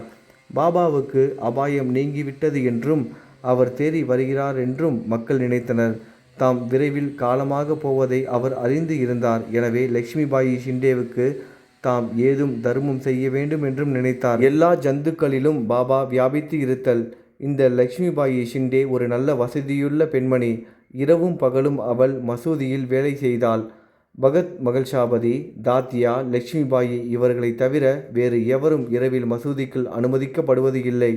ஒரு நாள் மாலை பாபா தாத்தியாவுடன் மசூதியில் அமர்ந்து கொண்டிருக்கும்போது லட்சுமிபாயி வந்து வணங்கினாள். பாபா அவரிடம், "ஓ லட்சுமி, நான் மிகவும் பசியாய் இருக்கிறேன்" என்றார். அதற்கு அவள், "பாபா, சிறிது நேரம் பொறுங்கள், நான் ரொட்டியுடன் வருகிறேன்" என்று கூறிக்கொண்டு சென்றாள். பிறகு ரொட்டி காய்கறிகளுடன் அவள் திரும்பினாள். அவற்றை பாபாவின் முன் வைத்தாள். அவர் அதை எடுத்து நாய்க்கு கொடுத்தார். அதற்கு லட்சுமி, "பாபா, இது என்ன? உங்களுக்காக நான் அவசரமாக ஓடி எனது சொந்த கைகளால் ரொட்டி தயாரித்தேன். நீங்கள் அதில் சிறிதேனும் எடுத்துக்கொள்ளாமல் நாயிடம் தூக்கி எறிகிறீர்களே, வீணாக எனக்கு தொல்லை கொடுத்தீர்கள்" என்றாள். அதற்கு பாபா, "ஒன்றுமில்லாததற்காக ஏன் கவலைப்படுகிறாய்? நாயின் பசியை தணிப்பது என் பசியை தணிப்பது போன்றதே ஆகும். நாய்க்கும் ஒரு ஆத்மா இருக்கிறது. ஜந்துக்கள் வெவ்வேறாக இருப்பினும், சில பேசினும், சில ஊமையாக இருப்பினும், அவைகள் யாவற்றுமுடைய பசியும் ஒன்றே ஆகும். பசியாய் இருப்போருக்கு உணவு அளிப்பவன் உண்மையிலேயே எனக்கு உணவை பரிமாறுகிறான் என்று நிச்சயமாக அறிந்து கொள்வாயாக. இதை ஒரு ஆதார நீதியாக கருது" என்று பதிலளித்தார். இது ஒரு சாதாரண சிறிய நிகழ்ச்சிதான். ஆனால் ஒரு மிக பெரும் ஆன்மீக உண்மையை பாபா அதன் மூலம் முன்னிலைக்கு கொணர்ந்து காட்டினார். தினசரி வாழ்வில் அதை நடைமுறைக்கு கொண்டு வருதலை எவருடைய உணர்ச்சியும் துன்புறாத முறையில் எடுத்து காட்டினார். இத்தருணத்திலிருந்து லட்சுமிபாயி அவருக்கு தினந்தோறும் பாலையும் ரொட்டியும் அன்புடனும் பக்தியுடனும் அளித்து வந்தால், பாபா அதை ஏற்றுக்கொண்டு பசி தணியும் வரை உண்டார். இதில் ஒரு பகுதியை அவர் ராதாகிருஷ்ண மாயிக்கு லட்சுமிபாயிடமே கொடுத்து அனுப்புவார். அவளும் பாபாவின் மீதியான பிரசாதத்தை ஓப்புடனும் மகிழ்ச்சியுடனும் உண்டாள். இந்த ரொட்டி கதையை ஒரு சம்பந்தமில்லாத விஷயமாக கருதக்கூடாது. அது எங்கனம் சாய்பாபா எல்லா ஜீவராசிகளிடமும் வியாபித்து ஊடுருவி இருக்கிறார் என்றும் அவைகளை கடந்தும் இருக்கிறார் என்றும் காட்டுகிறது. அவர் சர்வ வியாபி, பிறப்பற்றவர், இறப்பற்றவர், அழிவற்றவர். பாபா லட்சுமிபாயின் சேவையை நினைவு கூர்ந்தார். அவளை எங்கனம் அவர் மறக்க முடியும்? உடம்பை விட்டு நீங்குவதற்கு முன் தமது கையை பைகளில் போட்டு ஒருமுறை 5 ரூபாயும் மீண்டும் 4 ரூபாயும் மொத்தத்தில் 9 ரூபாய் கொடுத்தார். 9 என்ற எண் 21ஆம் அத்தியாயத்தில் விவரிக்கப்பட்ட நவவித பக்தியை பற்றி குறிப்பிடுகிறது. லட்சுமிபாயி ஒரு வசதியான பெண்மணி. எனவே பாபா அவளுக்கு குறிப்பால் உணர்த்தி நல்ல அடியார்களுக்கு வேண்டிய 9 வித குணங்களை சொல்லியிருக்கலாம். பாகவதத்தில் 11வது காண்டத்தில் 10வது அத்தியாயத்தில் 6வது பாடலில் 1வது 2வது செய்யுளில் முறையே முதல் 5 குணங்களும் பின் 4 குணங்களும் கூறப்பட்டு உள்ளன. பாபாவும் அத்தகைய ஒழுங்கை பின்பற்றி முதலில் 5 ரூபாயும் பின்னர் 4 ரூபாயும் மொத்தத்தில் 9 ரூபாய் அளித்தார். அப்போது மாத்திரமல்ல, பலமுறை லட்சுமிபாயின் கைகளில் 9 ரூபாய் சென்று இருக்கிறது.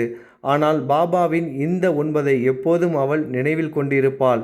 கவனமானவரும் எப்போதும் ஜாக்கிரதையானவருமான பாபா தமது கடைசி தருணத்தில் மற்ற முன் ஏற்பாடுகளையும் செய்தார். தமது அடியவர்களுடைய அன்பாலும் பாசத்தாலும் சிக்கி கொள்ளாதபடி அல்லது பிணைக்கப்படாதபடி அவர்கள் எல்லோரையும் நீங்க சொல்லி ஆணையிட்டார்.